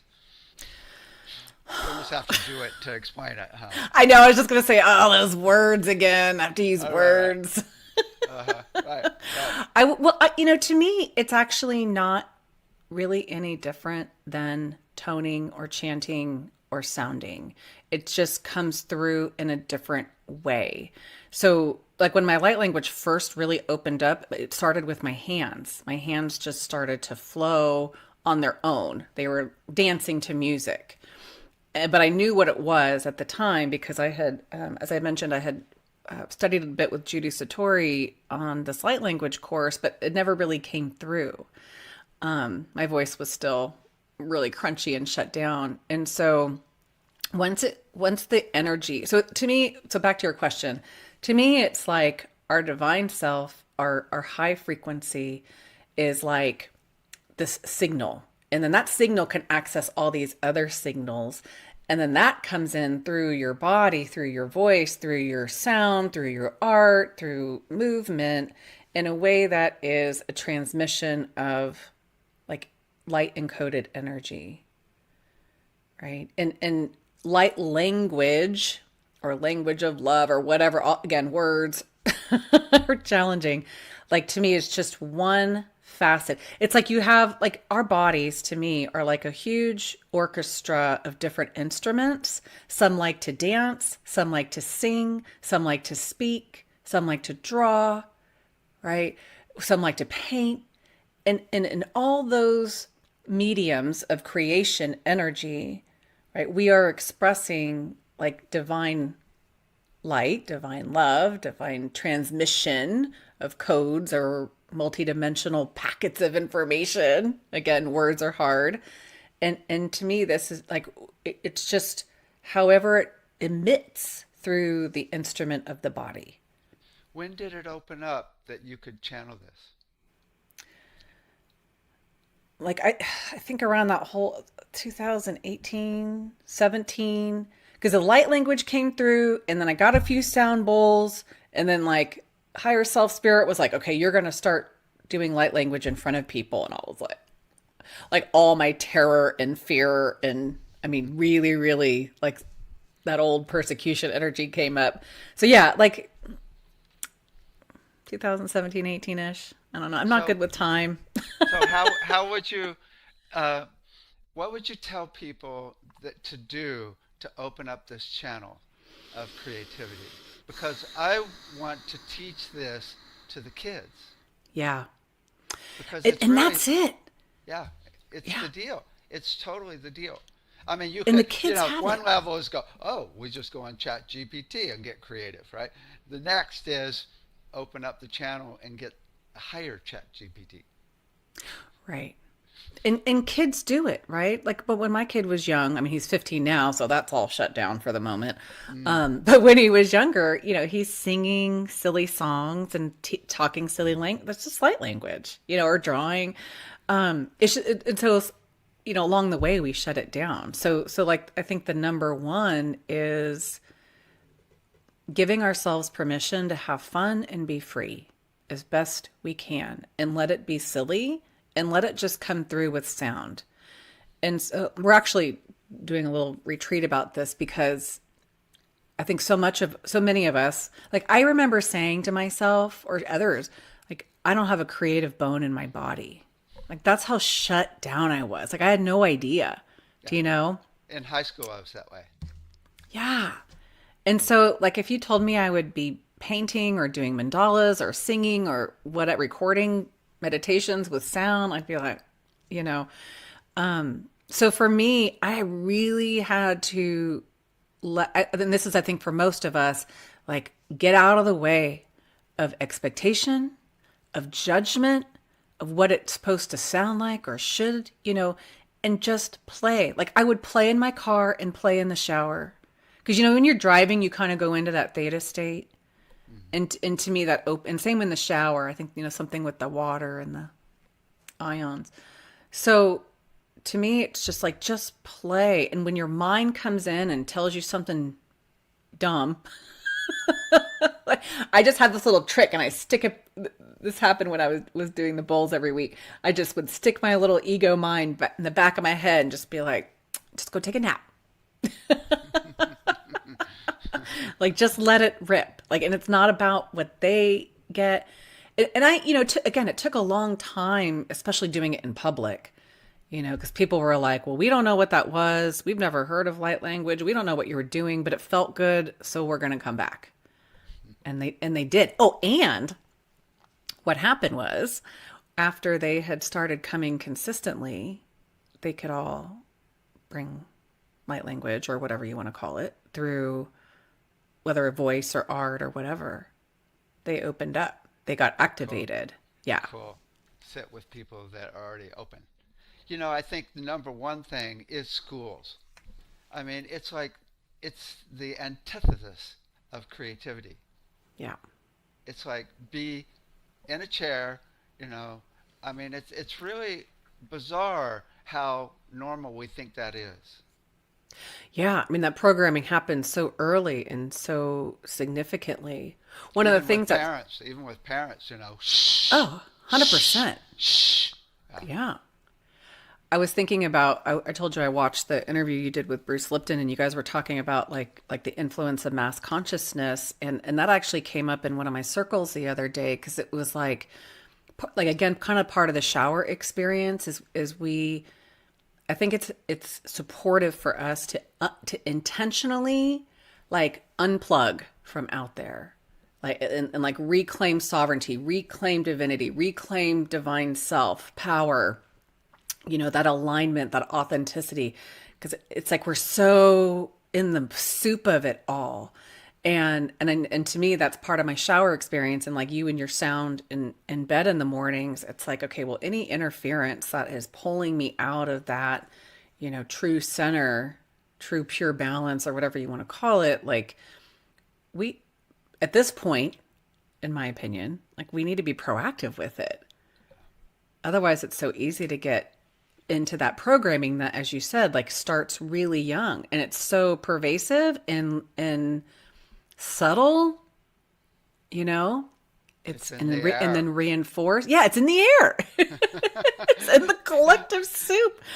I literally, I did a session the other day, and I was working on this woman. I'm not super visual, so when I get a visual, and I just saw this like gray cloud like over her crown chakra. And all we had to do was to get her energy plugged into her home source energy for that to clear. It was like, oh, I just got to plug back into myself. Oh, I just got to plug back into my heart. I got to plug back into like my true, pure self, not all this, and still live in this world and still be in a body, right? And still navigate all the stuff.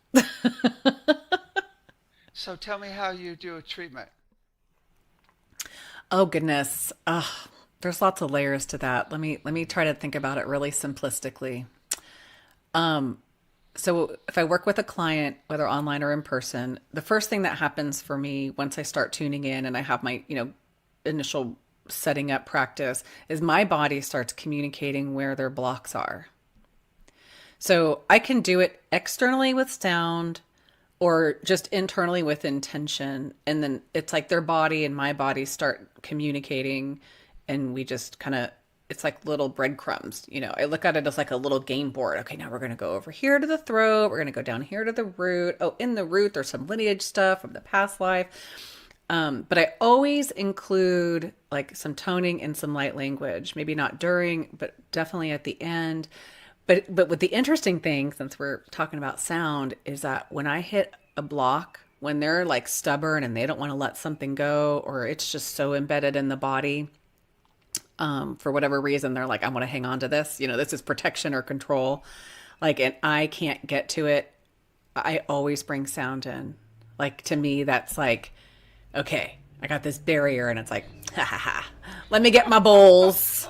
Let me get my voice. You're no, and then I'll invite the client to, of course, assist in that experience, and then that, of course, just amplifies it all. So each session's pretty intuitive, but clearing stuff from the DNA, clearing trauma, clearing all the things, and then of course aligning, optimizing, activating, refilling it all with goodness. I got an interesting question. You want to do it with me? Sure. Oh boy. Oh boy. Oh boy. Okay. What are we doing? Oh, you want to do a treatment on me? Oh, that's okay. I think we did this last time. I remember did us you? laughing. Yep. I don't even remember. Well, and then let's include everybody who's here. So, is there any Okay. particular focus? Let me just tune in, Oh, yeah, just tune in. and of course we'll bring sound in since we're doing a sound conference. Okay, let me just take a minute and tune in, and then for anybody who's listening, since you're listening, and we'll be quiet for a moment, like just tune into your own body now. I always invite people to close their eyes and just drop into the body and connect to the body's consciousness and wisdom and intelligence. And so what happens for me is my body just begins to communicate with sensation. And so where I'm being drawn to first, and you may, David, your body may be communicating another place, and that's fine because we can always be drawn to different places, but I'm drawn into like the lower back and the lower abdomen.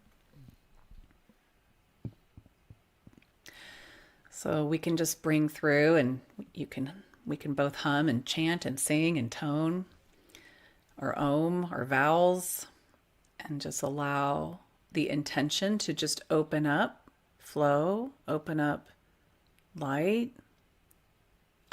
My favorite like intention is like, let's alchemize everything that's not in harmony with love, period.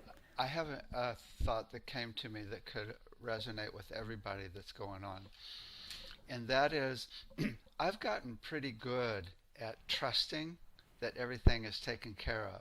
But in the last couple of weeks, there's been a little, maybe with the Mercury retrograde, it's been a little Wobble. wobbles, right? Like health, wealth, and relationships, right? Uh-huh. And it's like I can feel that like fear, which is in the collective, especially now because what's going on with politics and war and stuff, Yep. right? So I think that is pretty common for a lot of people going into fear about all of those things. Absolutely. And as you're talking about it, like I immediately start feeling that in the chest because it is heartbreaking to witness. Yeah. And it's like all of our old foundations are being rocked. And we're in, how I keep sensing it is like almost like the skeletal system is being dismantled. That's just as an example, like our roots, our trees, our the solidity of like how we've been existing in a foundational sense is kind of being ripped up so we can replant ourselves, but we're kind of still in the transitional part of that, So it's like our old root systems are being dissolved, new root systems are being planted. We're having to navigate our own shadows and past things that are still being activated by all this that's happening. And as you know, it's like our job to just keep tuning in to see like, okay, well, how's this reflecting back into me? And my favorite question is like, just what needs love within me now? What needs to be restored to that?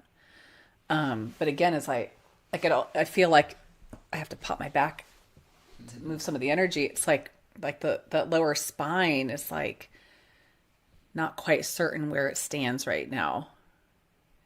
And so, yeah, let's just open up some flow and release any old foundations and energies that aren't supportive of how we are going to be standing in greater love and greater sovereignty and greater divine and our own divine power. And I start burping because that's what happens when I clear energy. And what I feel too, like visually, and again we can bring this sound in, is it's almost like taking that lower half, or even just the whole part of your spine, and just plugging into like earth as that foundational source of support, like the earth being the infinite supply of all the resources and abundance and love. And so it's like, in the old way, we might have looked outside of ourselves for all that, right? We sourced our abundance through jobs, maybe love through outer relationships, approval from our work or whatever. And then now it's like this alignment wants to come in to say like, oh, it's already here.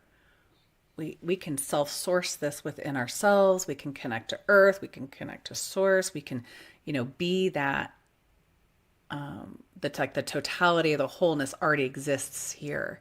And like, let's anchor that in, right? Like, let's literally anchor that through the body as again, like what I was saying earlier about like the collective stuff. It's like, oh, we just got to keep bringing our energy back into this, this place of support, nurturance, faith, power, confidence. It's like, it's all here, but we've been so rooted in the false foundations of safety. And so it's like, oh, to me, this is like a rerouting into, true. What is true? What is real?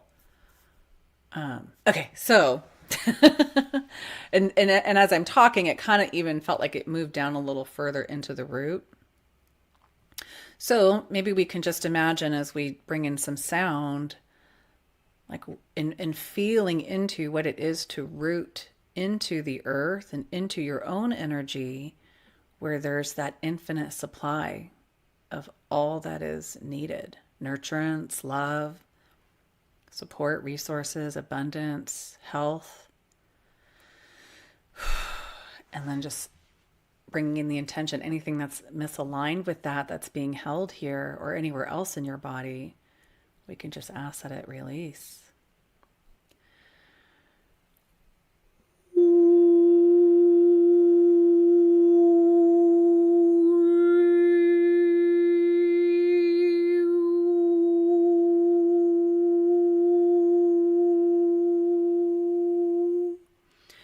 It's almost like this like kind of this strength that wants to break through, like your root down your legs into your feet. Like, again, like the tree, I keep just seeing like a big tree with these big stable roots that are just planted into that, that new earth energy, that crystalline love energy of earth. And as those roots are planted, then there's even a greater ease of allowing that earth energy to flow up the legs, into the root, into the whole sacral. And just being willing to receive or align with new foundations. Foundations of truth. Foundations of well-being.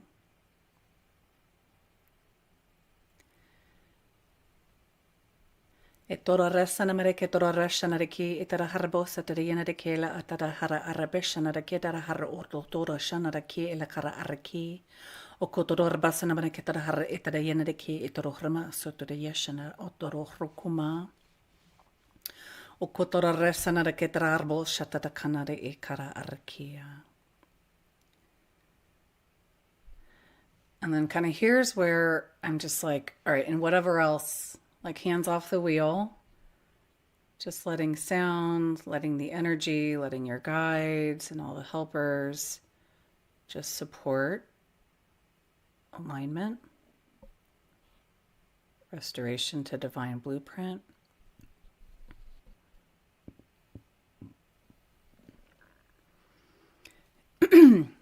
This is like, okay, we can let go of control here. We can trust that the body is restoring this back to perfection.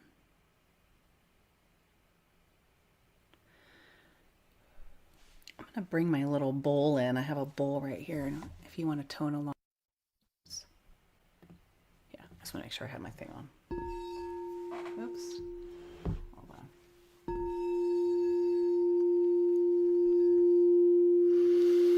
Nice big deep breaths into that lower half of the body.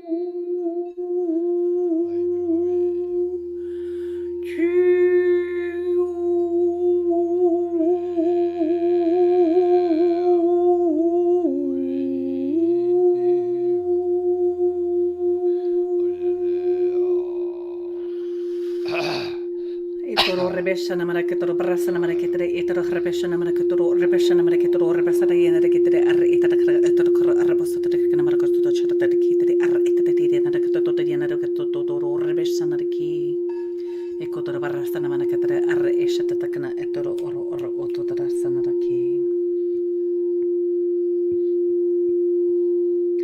Ishana the Kara Aresana Metoro, Rebesana Manakitra, Arre Etanamesha to the Koro or Robuto Rikiara.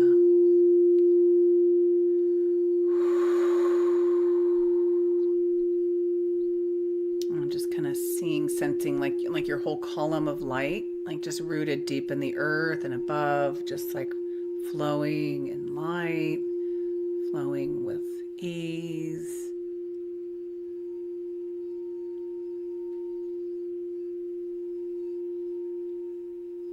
How are you feeling? A little sad. Do you want to sound? Yeah. Do you want to sound that?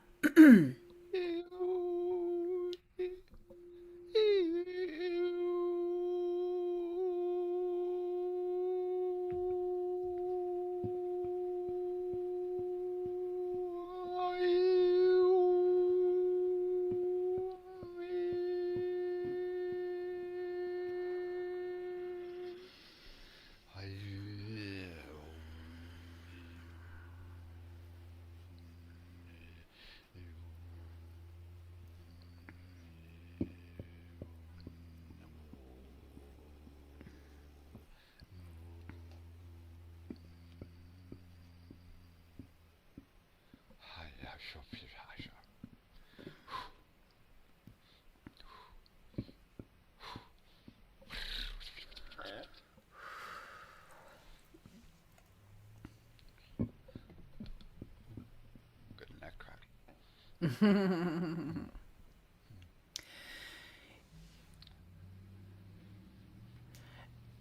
It's like I feel like healing, like things have opened up so significantly for us. It's like we're being taken to some of those really deeper, like core wounds of separation. You know, like the belief of I've been dropped off on this planet and I don't belong here. You know, like, oh, I'm actually separate as I'm stuck in this illusion of polarity and whatever other bullshit happens here, you know?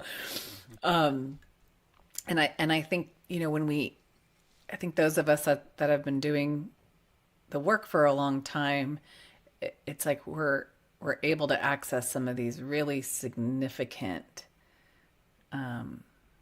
wounds of separation. And you can call it abandonment, you could call it, I mean, there's fear, there's, grief of that perception, because we know it's not true, right? We know in our divine self it's not true, that we're one with all, that we're infinite, but the human doesn't fully know that, right? Like the humans at some point has existed, or rather has experienced that tremendous wound. Like even birth, right? Like here you are in this womb and warm and cozy, and then you're ripped out into this cold world and you're having to breathe for the first time. I mean, how traumatic. Wow. And that's, I know, right? And that's what I like. Most of the sessions I've, like in the past year or so, I just feel like we're getting to that, I'll use that word, we're getting to the meat of it, if you will. And that's kind of what it felt like today. Okay, what would the sound of complete connection and connect to source and oneness with spirit be? Oh, no pressure. Yeah, no fooling around. Oh Lord. Okay. I'm gonna bring my bowl as backup, because and I should say, like, it isn't pressure, because it's not about the sound, right? It's not about what we know this, but that's where my brain went, right? My brain like, oh, what's that gonna sound like? But it's like it doesn't matter. It could sound like crickets, Right. and it still be. So I had to see. There's just my the ego energy. coming in. Yeah, there's my ego coming in to be like, oh my God, what is that going to sound like? But higher self is like, oh, it doesn't flippin' matter. Just set that course. It's funny, when I think of it, I actually get a little anxious as well, because I always think of source as all sounds, all vibrations, all frequencies in the universe. And I'm like, well, what sound can I even do that's even close to that? It's like, it's really the cosmic, angel choir. Right. Which I heard the other day. I did. I was actually in a sound ceremony. There's a woman who does these channeled songstress ceremonies. She just sings, and does light language. No instruments, just her voice. And she was pausing. I think she might have been doing some speaking, like in actual English. And I swear, I was like, is somebody outside with like, I heard the word ghetto blaster because I'm old. Is somebody outside with a ghetto blaster, like playing like angelic choir music? And so after the ceremony, I was like, her name's Zedra. I was like, Zedra, did anybody who was in the room, we were together in person. I was like, did y'all hear like the operatic angelic choir? And they're like, no, Jen. But I was like, yes. I was in the celestial realms hearing the angels sing. Yay. And it sounded probably like a sound that I wouldn't be able to actually recreate with my mouth. This particular. It's like all you can do is harmonize with it. Right. I mean, it was true, like what you would, if you were ever to construct what angels sound like, that's what it sounded like. An angelic celestial choir of like pure music. Here we go. Get it going in your head. From Maddox. Oh, Yeah, see and, now. and sing along with it. Okay. And I'll join in. Okay. Hold on. Let me get Take your time. Yeah, let me get all of my ego out of my way. David, you're putting me on the spot here, but that's okay. I'm just gonna ask to connect into that, whatever that was. I don't know where I was. That angelic realm.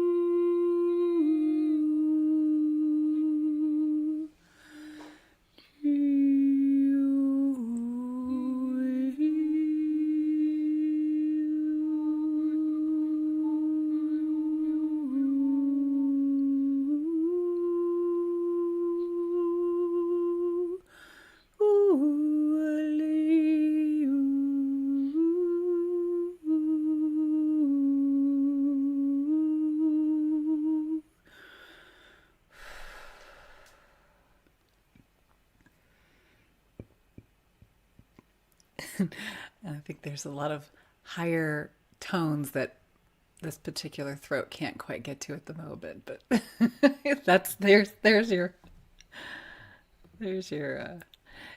sometimes when that comes through too, it always feels like Mother Mary.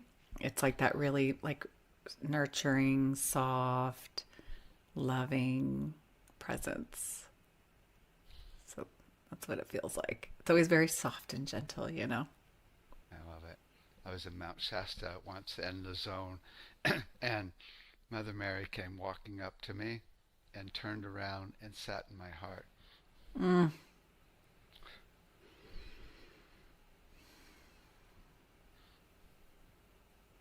Mm-hmm.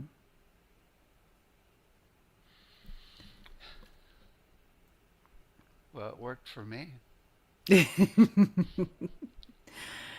We need lots of Mother Mary right now, don't we? Yeah. Yeah. My first like really closest experience with her was on Mount Shasta too. Oh, wow. Uh-huh. Yeah. And then, of course, up there, there's the Peace Garden, and you walk into the Peace Garden, and there's this most beautiful statue of Mother Mary ever, with like flowers and everything at her feet. Oh my God! Oh my God! I love that place. So, what would you tell people to do daily to get into their Take a shower.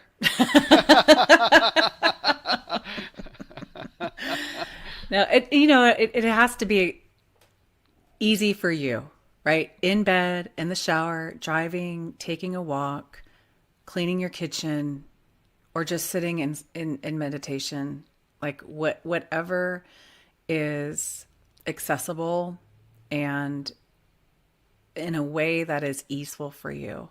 I think sometimes we're like, oh, I'm going to do this every day. And we commit to this, whatever. And it's like 3 days we forgot about it. And so I find, like, for me, finding those anchor points, the shower, the walk, the car, like that's really what worked for me.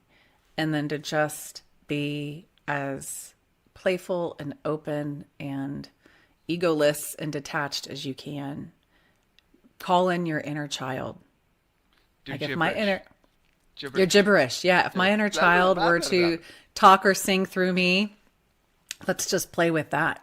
Like, I'm going to give full permission for my inner child to just, use my throat and my voice as, this is their instrument. And I'm just going to take my adult serious brain, and all that programming and just tell it to take a nap. And I think the other piece, and I think you use this word, is just having faith that you're not just making silly sounds. It's not just a tone. I mean, it is, but it's so much more. And I think we significantly underestimate the power of our voices and the simplicity of what healing can be, because we kind of mentalize it and we overthink it. I remember when I was teaching my sound healing course, I think I shared this with you last time. I don't remember the exact words. I wrote it down again on my notes, but like, our unique voice, our voices, is divinely and precisely encoded to be your specific sound medicine. We had it down as babies. Right. Wah, right?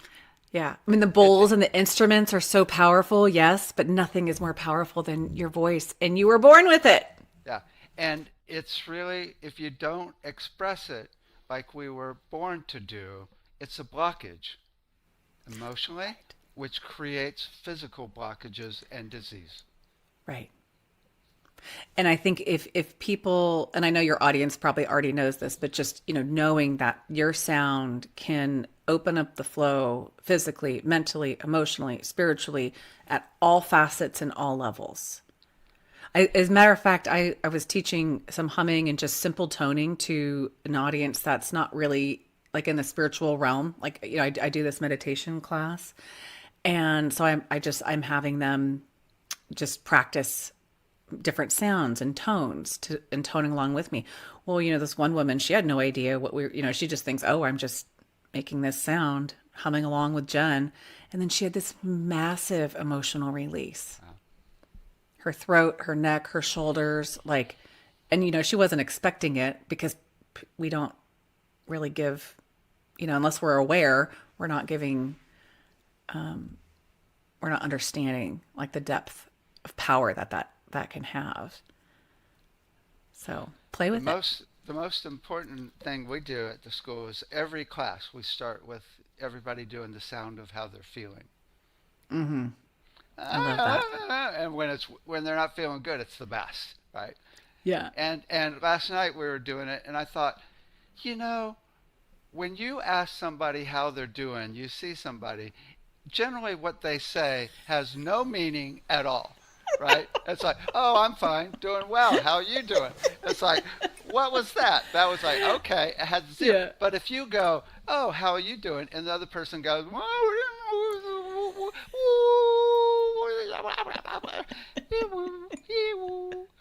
it's like, oh, okay. I love it. Yeah. It's so much better. Yeah, because the words have like created all these filters, right? Words suck. Words do suck. You should have a podcast or your next event. Words suck. What to do instead? They're ridiculous when it comes to explaining or describing emotions. Yeah, and limiting, yeah, Right, and judgmental, Yeah. mostly. and confining and restricting, and yeah. Thank God for our evolving telepathy. Yeah. Oh, okay, yeah. I think just any sound. Just the easiest is humming or any vowel. And I always tell people, just do it silently. Right. And and if you're a little left-brained, that's okay. Like I'm not. Like you're a science guy, so I get that. Like, but anyone else out there who's a science guy, like or gal, go do your research on humming for the vagus nerve. Give yourself a little bit of content to legitimize what you can do for your nervous system by humming every day.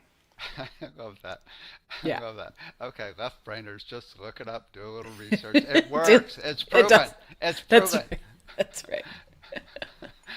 I don't want the research. Like again, it's like words. Like Right. just the proof is in the pudding for me. I don't need all the data.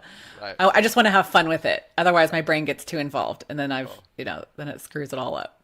So. Well, excellent. I love your message. I love your energy. Thank you for what you do.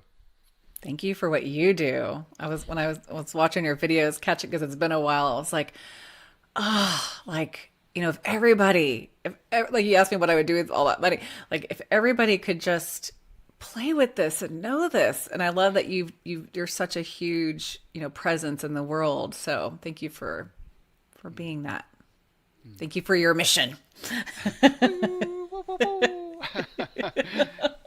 Yeah, when you learn that service is all that matters, it's Yeah. the whole deal. It is. Just got to get this little piece out of the way, right? Right. Yeah. Service is, then you can do that little thing where it's in the mind, like, oh, service is cool. It is cool. It is cool, but service is the deal regardless. Yeah. It's kind of like, if we just keep asking like, okay, well, what did I sign up for? Like really, what did I sign up to do this 9 to 5 happy hour, what, like grind, like, is that really what I signed up for? And then you think, oh, like, what did I love to do? Like for me, I loved to sing and dance as a kid. I wanted to be the solid gold dancer and be on Star Search. And then, I didn't know where I was going with it, but it was that mission was already planted, early on. Yeah. Okay, let's send the sound of love to the whole planet. And Okay. I'm sorry, the whole universe. Let's do it. Okay, and we'll end with that.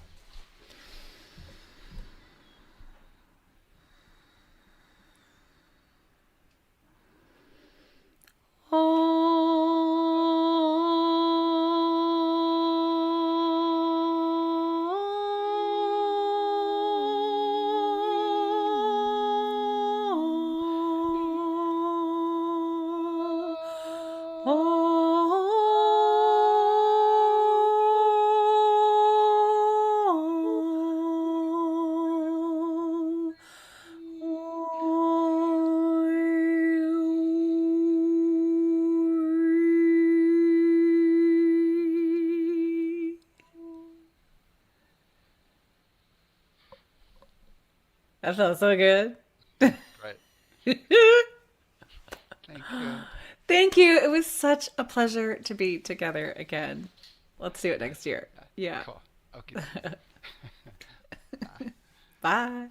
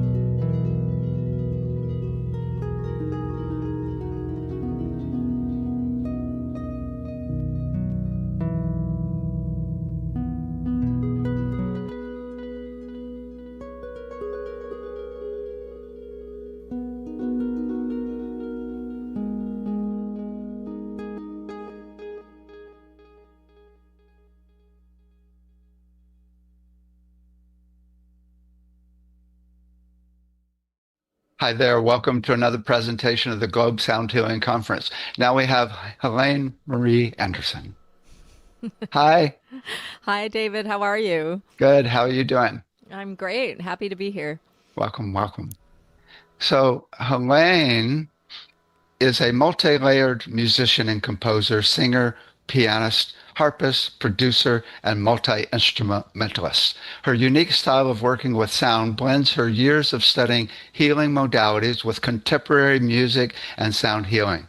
She is currently a featured sound meditation producer and artist for Apple Fitness plus Platoon, releasing more than 23 sound meditations from 2023 to 2025, available on all streaming platforms. Also in 2024, she co-produced and released an album of original songs and mantras entitled Listen to the Trees. She has been featured as a sound healing artist, leading workshops at renowned studios, including the Mindry, the Olander Foundation, Insight LA Meditation, Soul Play Yoga, Disclosure Fest, and many others throughout the LA area. On the wellness front, she is a best-selling author of You Are Meant to Sing, 10 Steps to Unlock Your Inner Voice, a transformational voice coach, a certified craniosacral therapist and body worker, sound healer, yoga instructor, and teacher. She's also served as adjunct faculty at the University of Southern California, Thornton School of Music for the past 15 years, and was previously artistic administrator at the Los Angeles Philharmonic, where she produced concerts at both Walt Disney Concert Hall and Hollywood Bowl. Helene teaches her own courses in sound healing and vocal alchemy through her business Sacral Sounds, which she founded in 2014. Oh, what have you been up to lately? Lately, as I shared with you, I'm getting ready to produce a big event for the spring equinox, which I'm super excited about. Kind of part sound bath, part sound concert, part celebration. So I'm bringing together some really amazing musicians to kind of muse musical styles and healing modalities together. So super excited about that. Nice. Okay, here's the big question. If you had all the money in the world, what would you do to help people? It's an interesting question and something I've been thinking a lot about lately, actually, about what if money was not an object? Like, what would it look like? And I'd say if I love everything I do, to be clear, but I also feel like music reaches people in a way that all the other things I do can only be one-on-one in real time. And music can expand throughout the whole world. And so if I had all the money in the world, I would create a beautiful studio to be able to create even more sound healing music, not just me, but for other people, to be able to reach people everywhere and also to be able to take it in other places, because I've also done circle singing and various other ways of getting people connected to the voice, because I feel like with everything going on in the world right now, the one thing that often gets lost is finding our joy.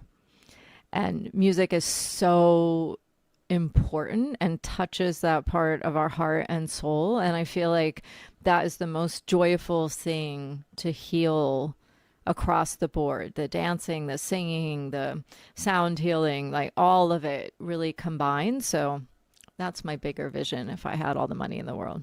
Excellent. Okay, tell us about your presentation.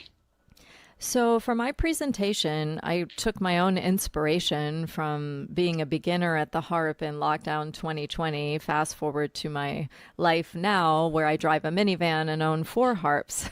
So I didn't foresee that happening many years ago. And so I really took that beginner's mind and something I've studied in meditation or throughout the years and all of the different modalities and practices that I've studied.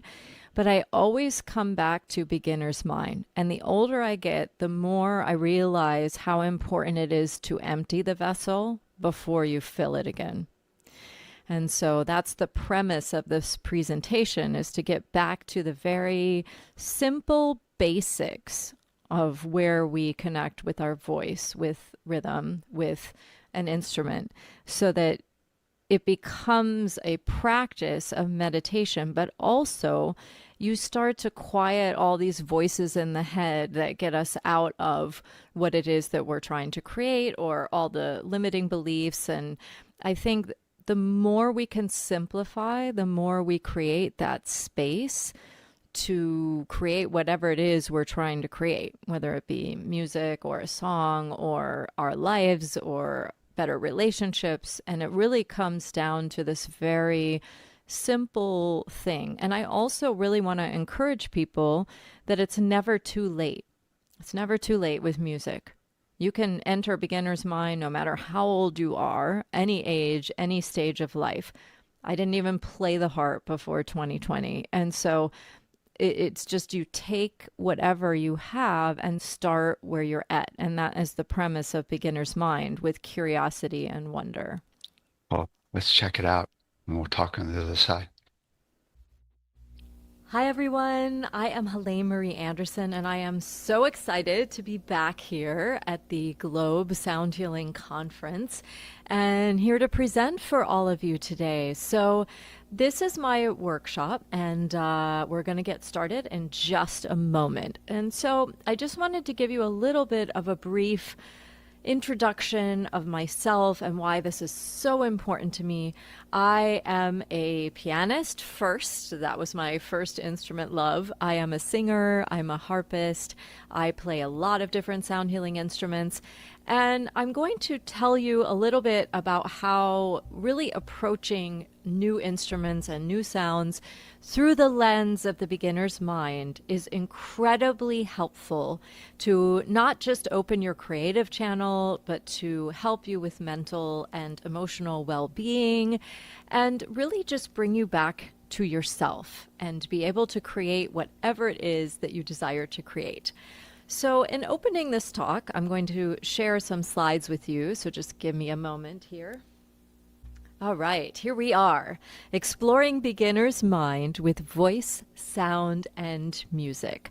So we are going to be opening the channel for creativity through singing, through the harp, through rhythm, and through creative exploration. So I'm really excited to take you on this journey with me today. So we will move to the next slide here.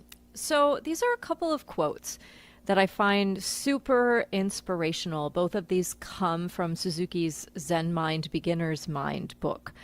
In the beginner's mind, there are many possibilities, but in the expert's mind, there are few. When your mind is empty, it is always ready for anything. It is open to everything. And this is what we're exploring in beginner's mind. So nothing I'm going to show you today might be new in and of itself. I'm sure people have shown me these things along the way.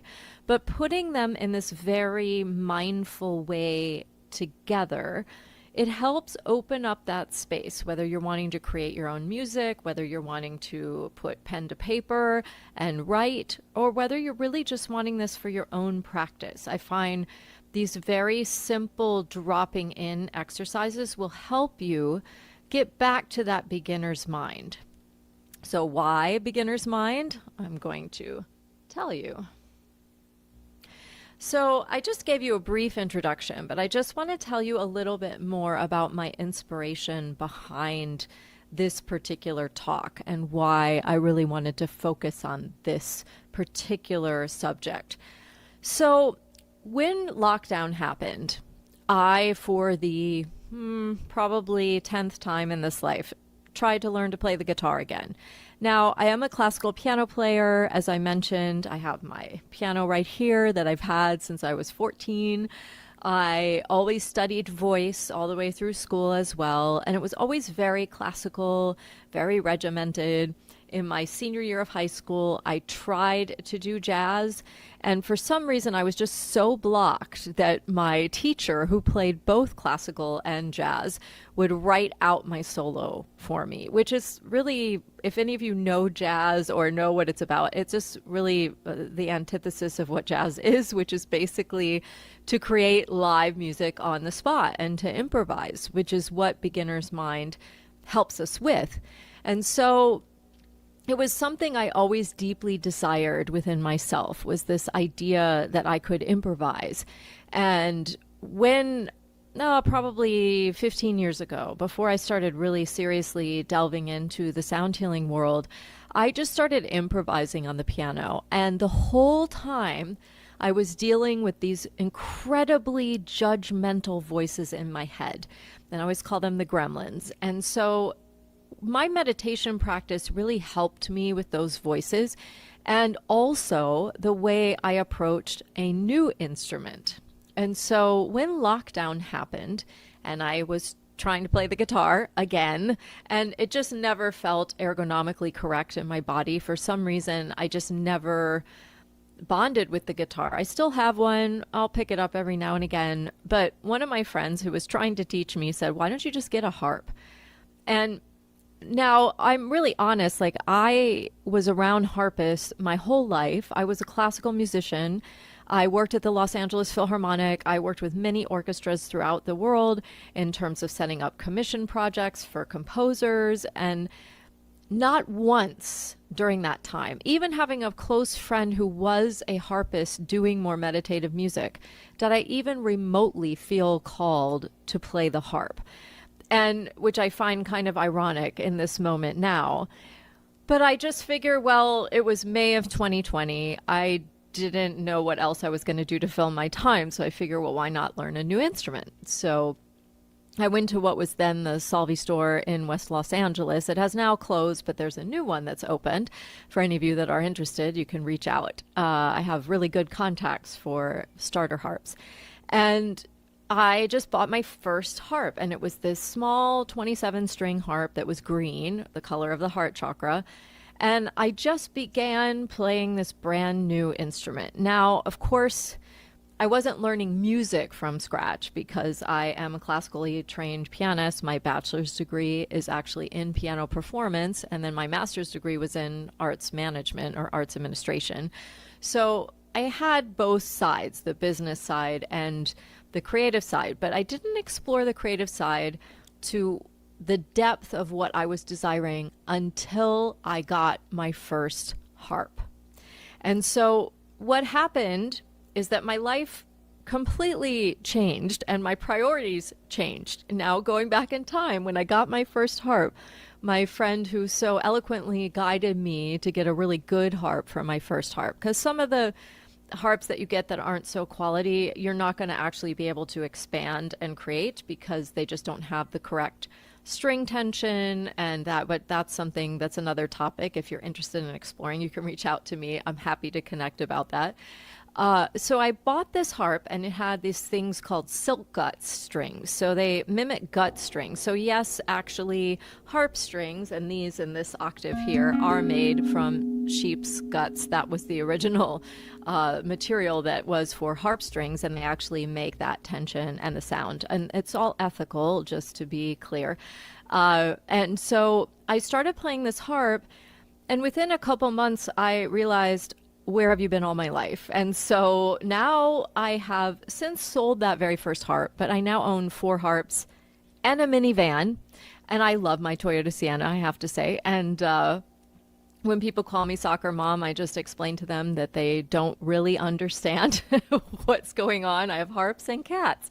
So that is my life. And now harp is really my primary instrument. And I am so grateful for the journey I've had with this instrument. And this instrument is really a lot of what has brought me back to my original voice. And it was through beginner's mind and my approach to learning this instrument that really helped me to expand in this way. And so I'm really excited to be sharing this with all of you and to share my journey and also these very simple exercises that really helped me to also begin creating music, because I wasn't even, the further to that story before we move on is that I also really tapped into my powers of composition, and I've since created many sound meditations for Apple Fitness Plus.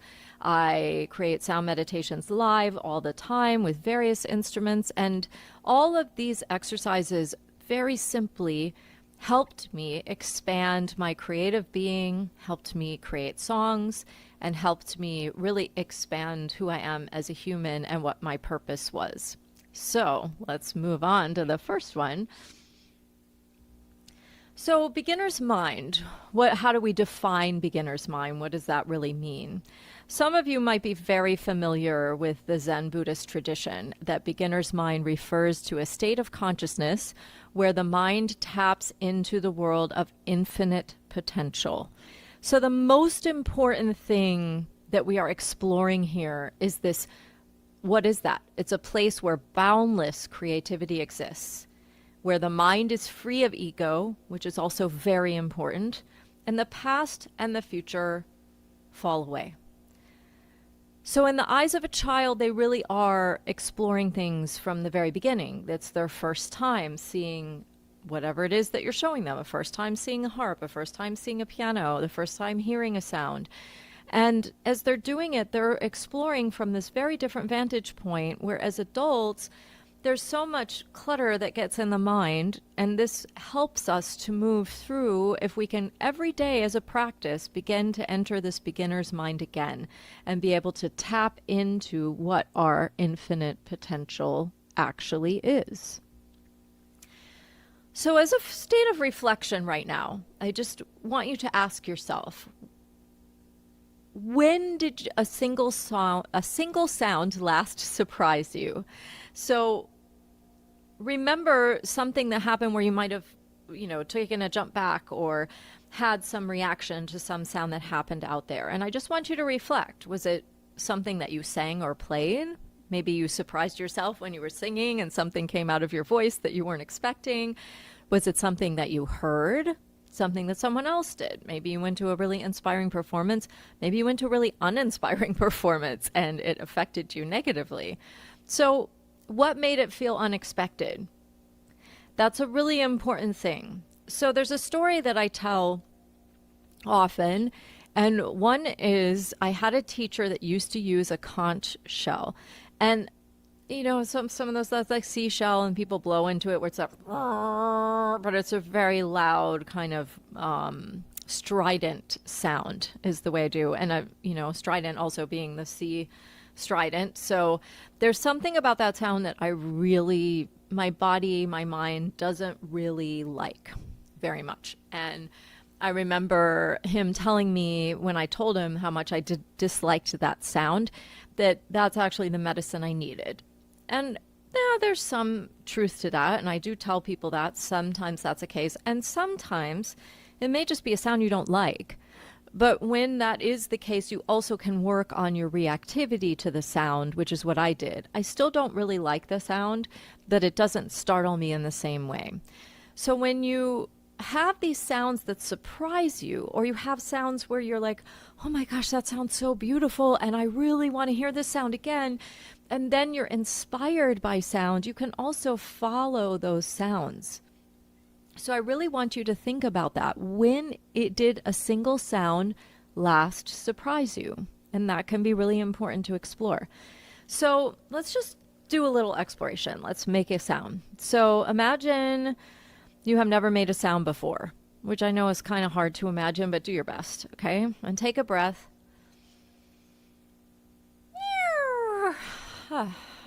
I don't know why that sound came up. Actually, I do. I have a cat. I have two cats, and they're in the back right now while I'm making this recording, and they're making a little bit of noise at the door so I can hear them. So maybe that's why my cat sounds came out today. But I just listen. So let myself be curious. Okay, what if I don't even need to know why I made that sound? What if I just made it because I like making a cat sound? I mean, it could be.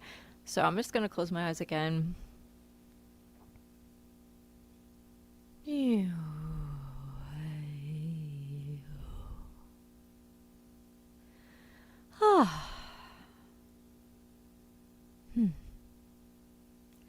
So I would say that's like an exercise that I did when I was in sound healing school with David Gibson, actually, a long time ago. And this idea of just kind of singing how you are. So this is kind of how it starts, right? these exercises people give us, that they are things that encourage us to explore what's possible. And the more that we continue to explore what's possible, then the more we open the door for what could happen and what's next. So let your curiosity replace the evaluation. And this is a really, really important point as you're moving through. Because what is our goal in this? It's quieting the gremlins. And I call them all the gremlins. So as we step into each of these exercises, that is in essence what we are doing. We are quieting the gremlins. So our ultimate goal in this is how to move away from self-criticism into just listening and creating. And that's what we're doing here. So most of us begin making music from a place of curiosity and discovery. When you're a child, you're not thinking, oh, does this sound good? Or is someone judging me? Or, oh, is someone going to think I'm not good enough? Or all these kinds of things. When you're a child, you just kind of sing and you're joyful. I used to walk up to people in the grocery store and ask if I could sing and dance for them. And this is what would come out. And I didn't have any kind of thoughts about whether they'd like it or they wouldn't like it. My mom didn't like it, however, so I definitely internalized some pieces of that where it was just my joy in sharing music and sharing song and dance, which is meant to be a celebration of who we are as people, as humans in our culture.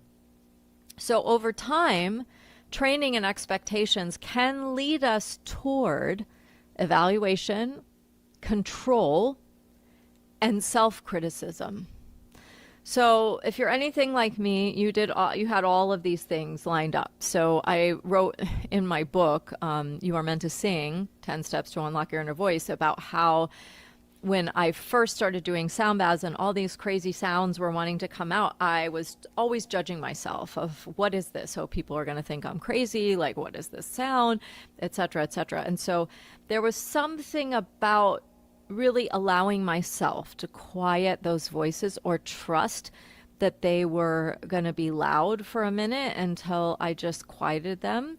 And it's as if you're talking to a child and you just kind of quiet those voices and you let that just move. Because here's the thing, all music needs that space. It needs space outside of being critical of yourself. And it also needs you to not be in control. So there's this kind of flip side when you're dealing with music, right? Because you have to be, at some point when you're doing live performance, you have to be in control of the music and the instrument and in control of technology, which is another topic for me because it took me a long time to dial in technology the way that I desired it to be. And so there's a lot going on. But when you are at play and when you make this time to be a beginner, to tap into this element of beginner's mind, you need that time too. You need that time to be able to drop in, to be able to be with yourself, to be able to just simply create. And so coming back into this beginner's mind, it helps you return to curiosity, to wonder, to being, to, wow, what if I just listen? Oh, what am I listening to? Without being in this deep judgment of what does it sound like? Am I good enough? Am I like doing it fast enough or slow enough? Or is my tone okay? Or I really don't like my voice or something else that comes up. So this is what we're doing is we're moving away. And every time you practice beginner's mind, you're able to move away and quiet these little gremlins in your being. So we're just going to do a little exercise where you're going to listen to the sounds and take a slow breath. And you're going to listen to one sound. So I'm going to start with the Shruti box. So I have my little baby Shruti box here, and I'm actually going to put this, it's F, A, and C, so this is heart chakra chord.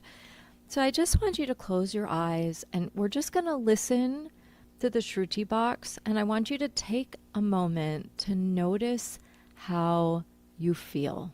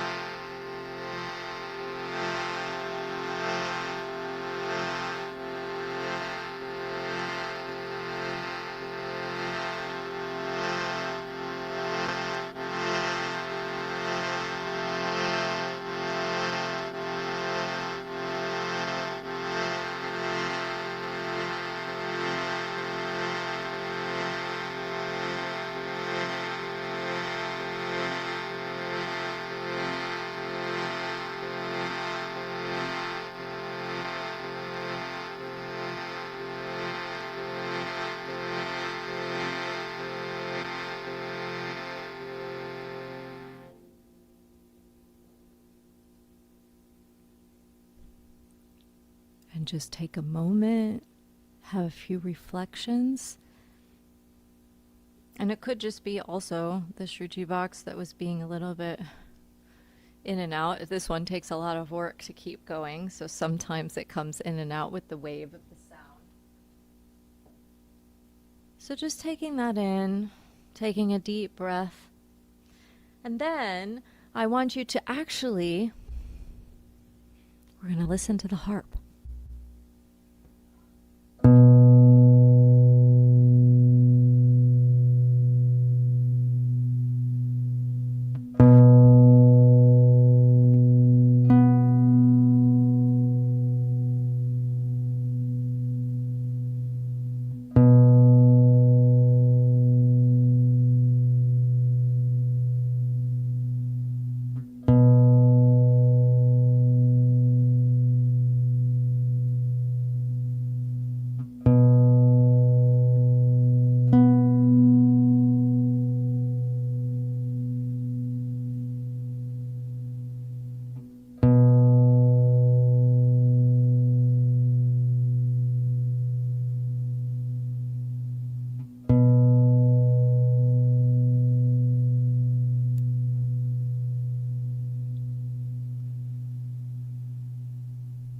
And coming back, how did that make you feel?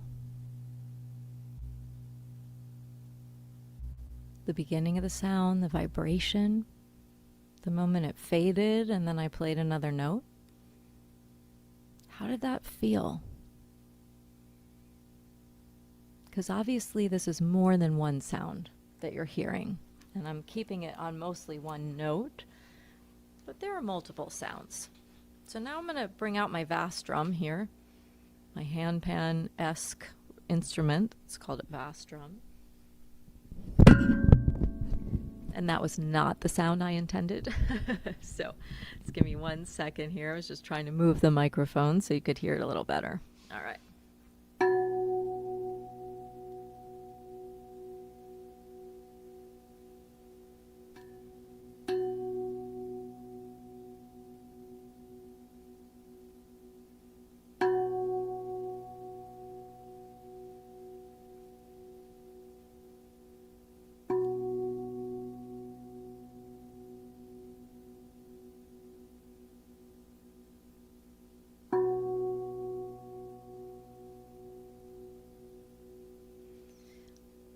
So what did you notice?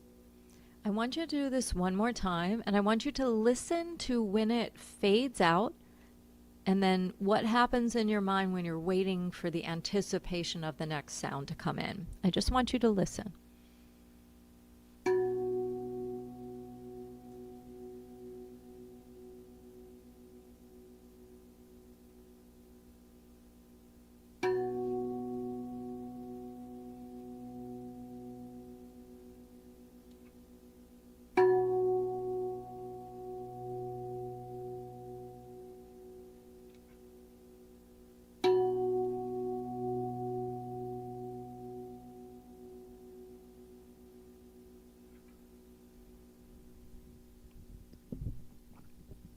And coming back. So it's very simple, and this way, when you listen to sound like this, or you listen to a drone like the Shruti box, you can kind of pay attention to everything that's happening in your brain. How many thoughts might bombard you at the same time, and then allow them to just move with the breath. And this is what very simple exercises help us do. They literally quiet the gremlins. All right, so implementing these simple practices. So what do we do? So using a drone, because drones create a stable sonic resonance. So you can use a single singing bowl. That also works really well. Or you can use the Shruti box, or just a recording on your phone. Tablas, which are you can get iTabla Pro, which is a really great app that has a bunch of Indian sounding drones on there that uses like harmonium and Shruti box and a tempura and all of these different things. So I highly recommend checking that app so you can just have a drone access on your phone at all times. And today, I think we're going to choose. Okay, so we're going to go back to the Shruti box. So, for those of you that are familiar, the Shruti box is usually the C major scale. There are some that are in different keys, but most of them come where this is like the octave C to C.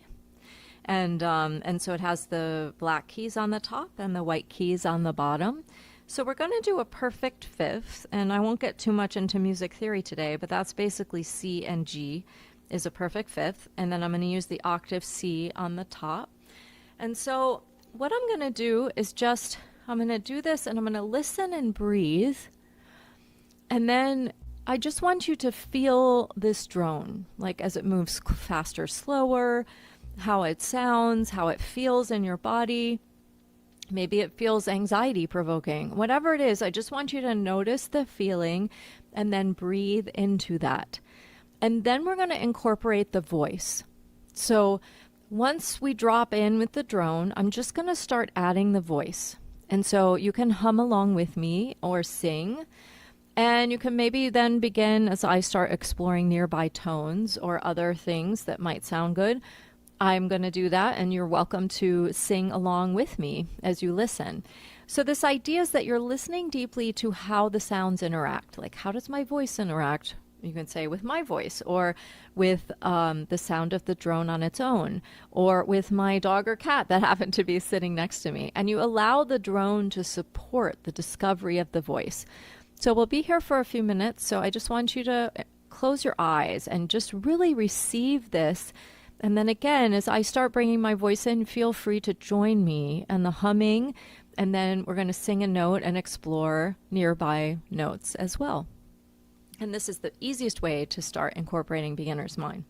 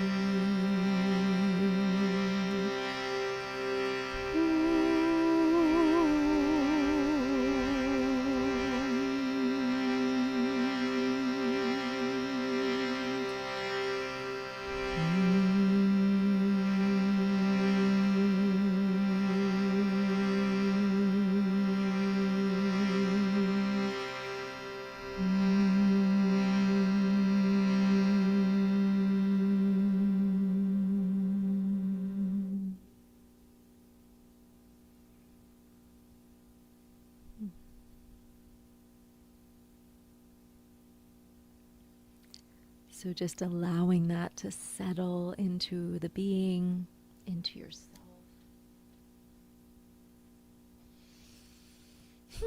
So how did that feel? You can put some notes in the comments. Let me know how that felt as you moved through that exercise.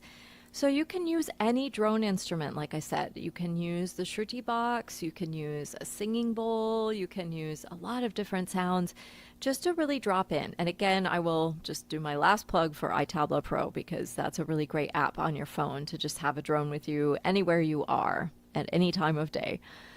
So we're going to continue moving forward here. All right.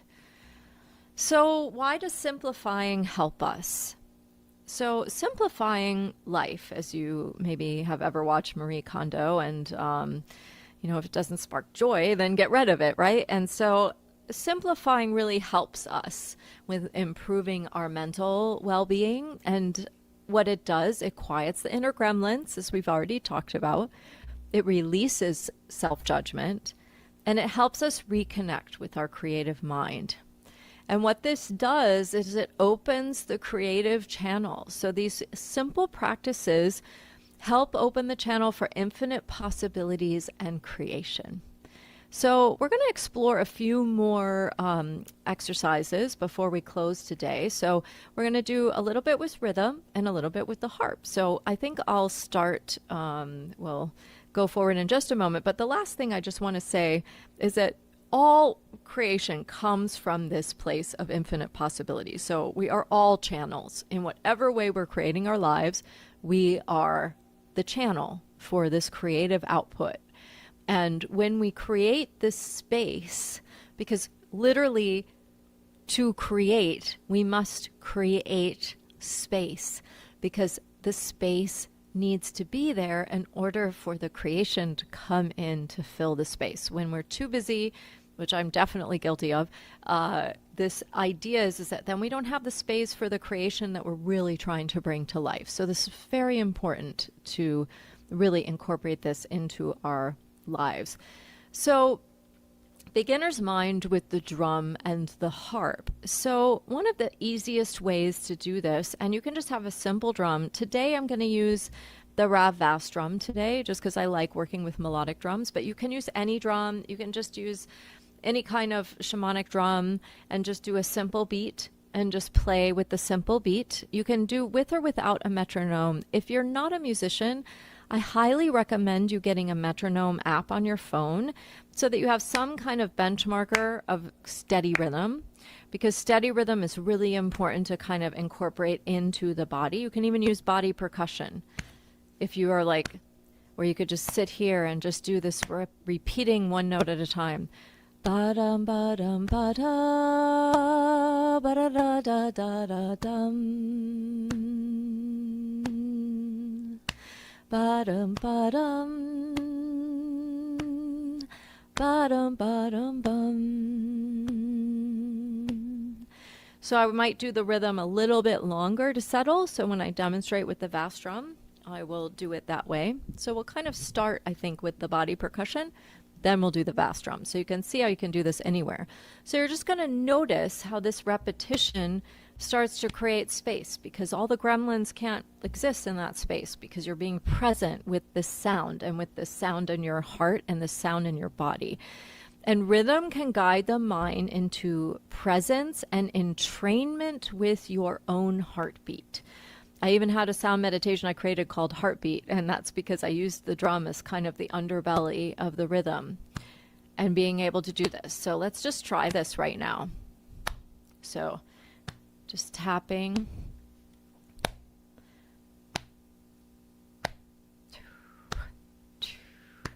You can start making a noise.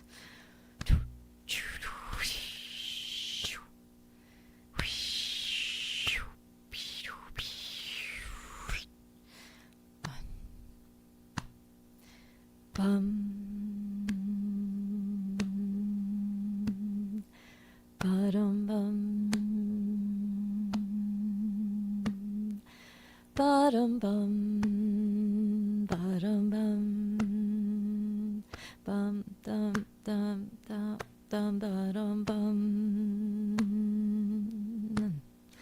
So just notice what it is, keeping it really simple if you feel like you get off. I went a little bit syncopated there, but I kept this bass rhythm the same. So you kind of are just keeping this one. Ba-dum, ba-bum, da da da da da dum, ba-dum, ba-da-dum, ba-dum, bum-bum, ba-ba-da-dum, ba-ba-dum, ba-dum, bum-bum, ba-da-dum, bum, da-dum, bum, da-dum, ba-dum, bum-bum, ba-dum, bum-ba-da-dum. So you start first, you add your voice, and then often I will add a mantra as well. So let's just say for today, I am whole. Let's just do very simple. So you can add Sanskrit mantras or anything that speaks to you that way. But what I'm going to do is really, so we're just going to do I am whole. All right, so we're going to start with the heartbeat.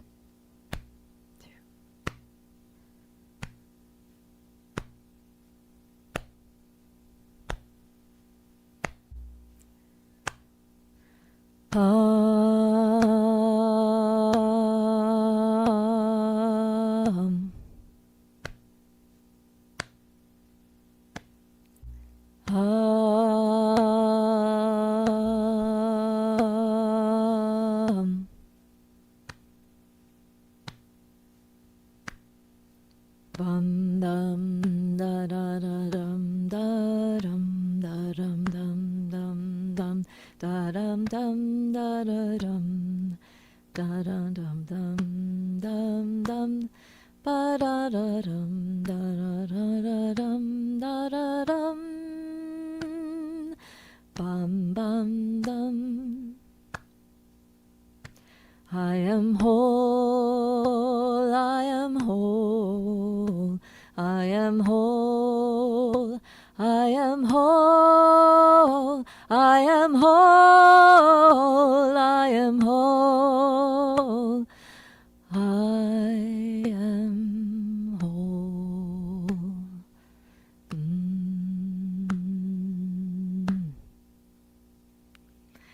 So that very, very, very simple exercise is the thing that you can do as you're moving through this all the time. You can do this. So this is a really, really important exercise to keep in mind as you are moving through whatever it is you're moving through.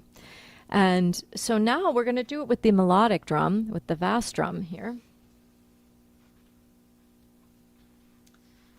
All right, and this is a B chord in case anyone's curious the scale. So we're just going to do the one note and then I might add another chord. So same thing. So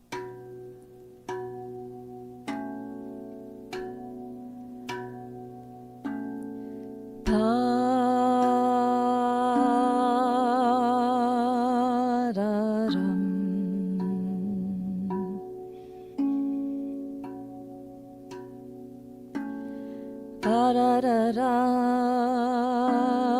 ba-da-da-da, ba-da-da-da-dum.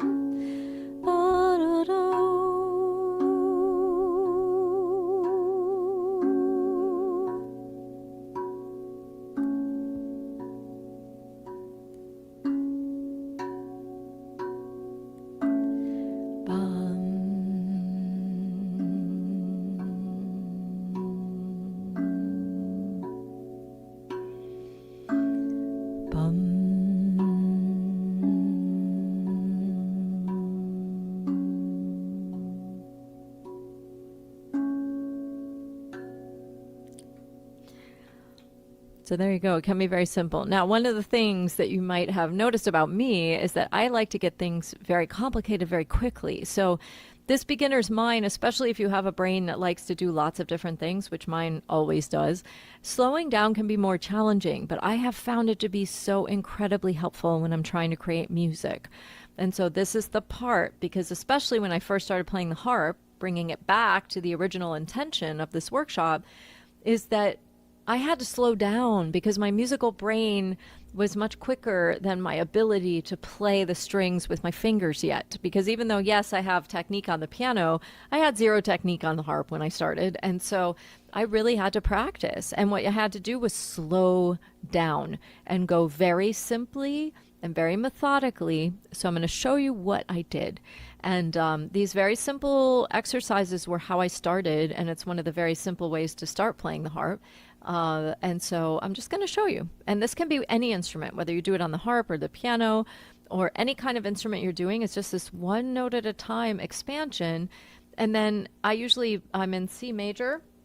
So right now I'm in C flat on the harp. And so it basically is like C major down a half step for those of you that are musically inclined. And I'm just going to show you what I did and how this beginner's mind can really apply to any instrument that you want to play.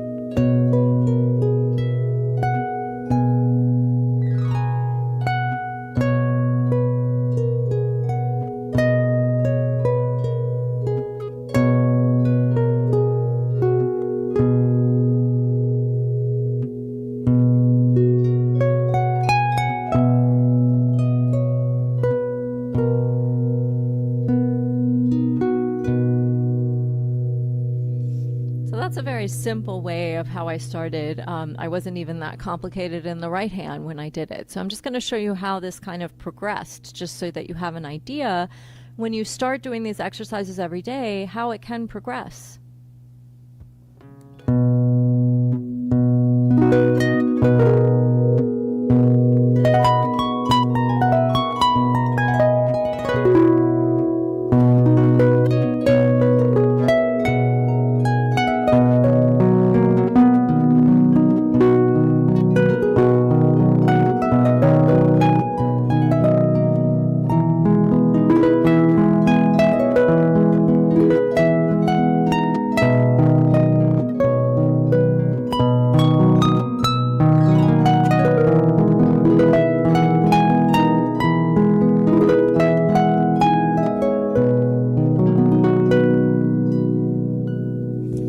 That just gives you an idea. It's just a fun little short improvisation. And I just really encourage you, if you feel called, and also I just want to say it's never too late. It's never too late, no matter how old you are, to have joy of music and playing instruments in your life. And so that's also one of the messages here, right? Beginner's mind, you can always start, even just for you.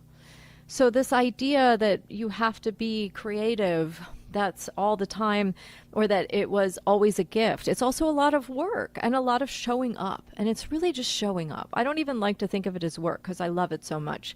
So it's something that I show up because I'm constantly striving to be better. So what does this leave us with? This entering the beginner's mind with ease. So the truth, what is the truth of all of this? All creations are bringing chaos into form through you as the creative open channel. And so through these simple practices, you will create more space in your mind and being through opening your creative channel, opening your capacity for music, and opening your ability for creative expansion. And just to say, it can be creating anything. It's not just about music, but music is a really good tool, even if you want to apply this creative achievement to whatever field or whatever thing you would like to create in your life.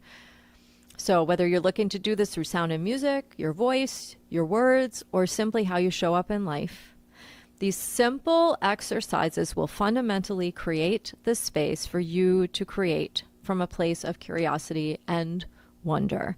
And apologies for my typo that I just saw. So, in that, I thank you so much for your time.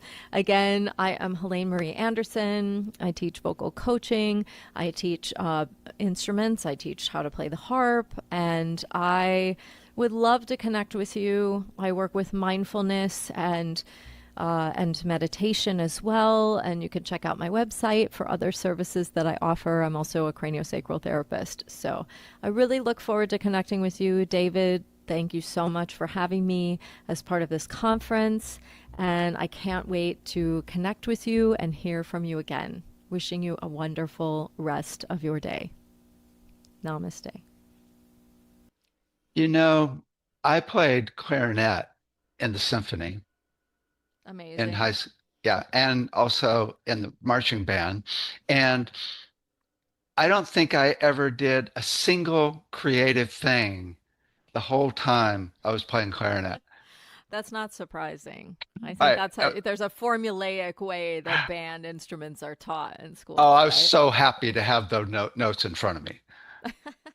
And I don't even, and now I play guitar also. I used to play songs on the guitar all the time.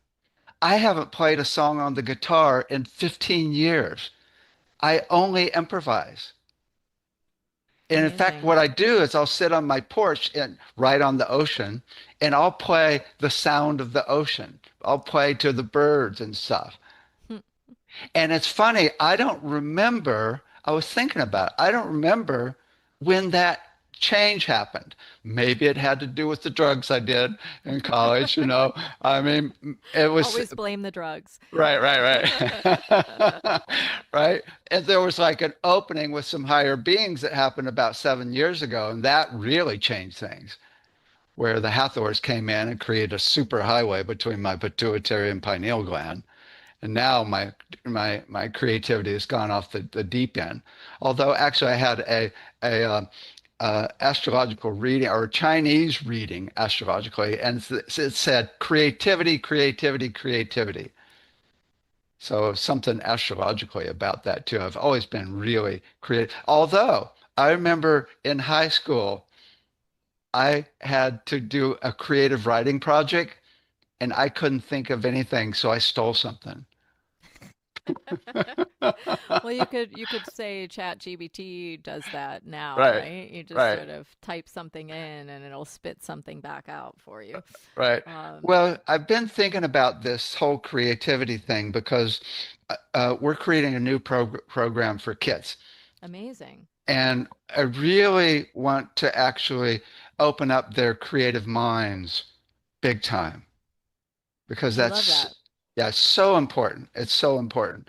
And it's interesting because I've gotten into it a lot, actually. I've been thinking a lot about it.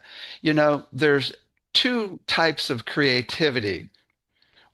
One is where you look at all the different possibilities out there, and then you kind of put them together and create something new of with relationships of possibilities, which is exactly what ChatGPT is doing. Right, for sure. Right. Which is unbelievable how creative it is because now it's got all the information. It's like, you know, if you look at all the geometry in the world and how sacred geometry works, you can get really creative. I mean, there's Islamic, you Absolutely. know, geometry. It's unbelievable. When you look at all the vowels and consonants, you can get really creative with sound, right? Which we're doing for the kids. So by looking at the overall structure of everything, you can really get, you know, there's so many combinations of possibilities. There's But this, absolutely, yes. but the second is what you've been talking about here, and that is basically I often think of it as downloads. Absolutely. It's interesting because you talk about the state getting into this zone, Mm-hmm. and I've always think of it as first as peace because if your monkey mind's going, there's no room for anything coming in, and that's what you talked about Yep, here. absolutely. And the thing you mentioned about just listening to the sound and being in the present moment, I mean, that's so huge. I mean, that's kind of the premise of all of it, is that when you get that simple, where you are so in that moment with the sound and listening. And I used to teach meditations at Inside LA, as I mentioned, fairly regularly. And I would just have them follow the sound to when it ended as the meditation practice. And then when there would be silence, paying attention, does the monkey mind come in again? And for people, the monkey mind would be very active in the silences. But when the sound came in, it accesses that other part of the brain and the different hemispheres. So you're able to kind of mitigate or observe the thoughts from a different perspective by watching the sound come in and out and watching your anticipation of when the next sound is going to come in. It's all about learning your reactions. And that's really what it's about. And then also, like I said, in terms of creativity, it's where you create space. So you have to, as I said in the beginning, in order to create, you must empty the vessel first. Yeah. I mean, sound is so good for getting you present, but it's a little bit different when you actually create a drone or a rhythm.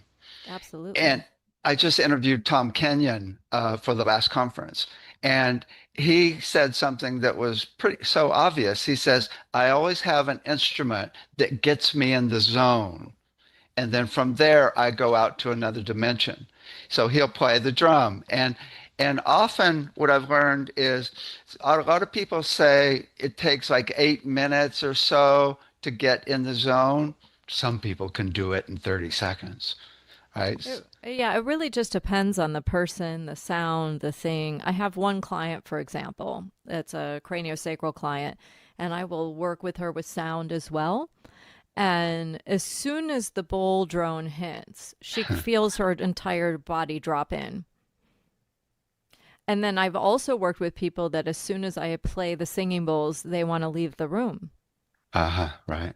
So I've had both really drastic differences. And then some people feel really calm with just the chimes.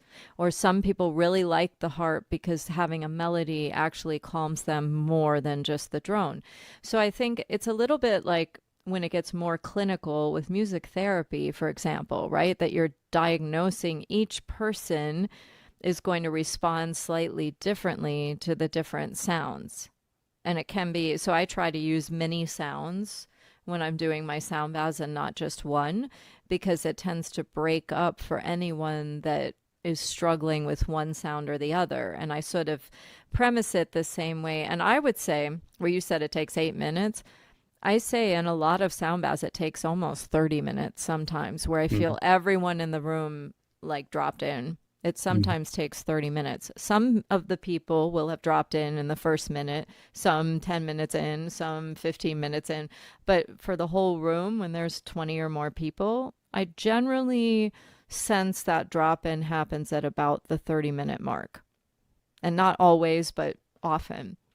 And then that's when people are in that more lucid state where a lot of the music that will come through in the intuitive improvisation will be much more esoteric, is the way I say it, where it's more, oh, they're in a place of pure receptivity in that space too. And so in the beginning, when I always talk about changing the rhythm with the drone and going back and forth in the beginning, that helps the nervous system settle, which is what I've always kind of noticed, as you know. And if you alternate a rhythmic pattern with the drone, and each time the body settles a little bit more and the monkey mind quiets a little bit more. And then where it goes, you can more intuit based on the energy of the space in the room and the people in it in that moment. Yeah, I like even getting slower and more mellow. And people feel that energy dropping over like even an hour. And it's like, Yes. oh, they totally go with it. There's one thing that I found that's really helpful for kids and even dementia patients to actually start getting over that basic thing that almost everybody has of being afraid to make sound. Yeah, and that is to do gibberish. absolutely. Gibberish is like anybody, I just did it in an open house just last weekend, and it's like everybody does it. And it's like you can get really into it. If you just go blah, blah, blah, blah, and then you go, well, let's do it for a half hour and see exactly what I could come up with. Just do it on your own while driving or in the shower. Blah, blah, blah, blah, blah, blah, blah, blah, right? That's like pure creativity right there. Absolutely. I remember I did, who you know, Vicky Dodd, right? I did a workshop with her back in 2018. She was a master of gibberish. She could just take it off and she would just be on some other planet with her gibberish. And I always found that very inspiring. And I you're love it. just playing too. It's just Right. play. Right. So when you are in the zone being creative, you go somewhere. It's like and it's interesting because people go into different places. Some people start accessing higher beings. Some people just go into this sacred space of peace. Where do you go? Because you're a different person when you start singing. There's like, oh my God, it's like you're just an angel. Oh, well, thank you. I appreciate that. I It's interesting you say that because my work the last few years, I feel like has been about bringing people into their body more as opposed to out of their body. Mhm. Right. And initially, when I started working with sound, it was very much like, oh, we're all in this realm and like leaving our body and having these like other worldly experiences. And the last few years, all my work is very much how am I totally present? So I would say it's that I go more into myself. I go more into my perception. I go more into my body. I'm very much open to everything around me, at the same time being very present in my vessel. Like my boundaries are very clear. The space I'm holding is clear. I've been feeling stronger in my physical body. And so I'm more in this where I feel almost multidimensionality, where I'm 100% connected to the earth, 100% connected to my crown and everything above. And the vessel is my body that feels super solid. And I would say I don't think I felt that before the last few years the same way. So I think that's what it is that I feel less like I'm going somewhere and more that I'm holding solid in this place of presence. I've seen this energy a lot, and it's really interesting if I were to describe it. There's a touch of sadness in it. It's almost like pain, but it's not like the blues. There's and a lot of spiritual singers do it. It's like it's it's interesting that there's the sadness, which is almost like the minor key that brings you out of your head into your emotional body, Mm-hmm. but but it's not like sadness. But it's kind of like it's almost like it makes me think of Kuan Yin, right? Yeah. I'm very Tuning. connected to her. Uh-huh. Yeah. But there's the light there at the same time. I think it's the way I would describe it is that we are living in a very tumultuous time. There's a lot to be sad about, not just in our personal lives, but in the world right now. Right. And I think there's an element of what that feeling or the way I would describe it is acknowledgement, like acknowledgement that that is part of it. And I think that the bigger when you're creating space, it's like you're not just creating space for the creation, you're creating space for the full spectrum of human feeling. And I don't really know anyone that hasn't felt sad with what's happening right now in the world. And so I think that what I'm doing when I open that space in my body and I'm just allowing the vessel to happen because don't know what'll happen until I actually sit and start creating, the vessel that comes through is so strong that it's acknowledging all of the feelings at the same time. And I think that that sadness is just, it's a mirror reflection, not just of my sadness about it, but of a collective sadness of a mirror. And when you acknowledge the feeling, it's a little bit like Inside Out, right? When you watch that movie, and you have to acknowledge the feeling in order for it to move and be able to experience joy in that space at the same time. So, in this creative space, in brainwave states, there's two different states where it mostly happens. It happens in others, though. One is theta, which is kind of a spaced out state where you get downloads and such, which can be when you're just, really mellowed out. And then there's more of the awake state of alpha, where you get information and downloads there, almost creative solutions, which is more activating, which is, I would say I'm mostly in theta when I'm performing because, or alpha, sorry. Got that backwards. Alpha when I'm creating, because when you're manning an instrument and technology and your voice and the things, there's a part of you that has to stay grounded. Right. And as soon as you go into theta, you forget where you are sometimes. Like Right. At least I do. And so it happens on occasion, but I try to kind of not go out into the ether myself, because I also feel when I'm a practitioner and I'm creating in that space, it's my job to be grounded, because my groundedness holds that space for everyone else to have their own individual experience. you So may I would never say finish that's- this. You may never finish the song. Yeah, for sure. It'll just go on forever, right? Right, Forever. right. I mean, there are people that go into other zones and just float around, and it's pretty cool. And then they come back, and it's like, whoa, yeah. It's interesting. I read Alice Bailey, the spiritual leader, spiritual teacher. I've been reading her for like 15 years, and right now, I'm in a whole section about creativity.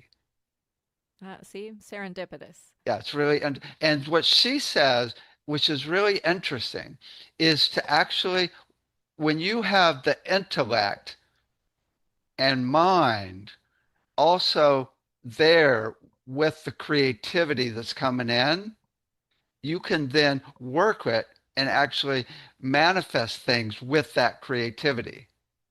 So it's not just bing, it's more bing, what am I going to do now? Yeah. Yeah. I mean, I think that's true. And it's interesting. I will share, because I know with the spring equinox event, and this will officially air after that event. And the song that's concluding it, that was coming to me as a deep intention, is called Joy is the New Rebellion, which I am going to release after the event. But it is this concept that actually it's the rebellion to find happiness within all of the chaotic emotions and things that are happening as well. So that vessel of creation. And it was interesting because this song was coming to me not when I was in my creative space, but it was coming to me when I was driving. So it was very interesting. I'm on my phone recording little voice notes to myself because the words are coming through and the music's coming through. So I'm singing on my little iPhone.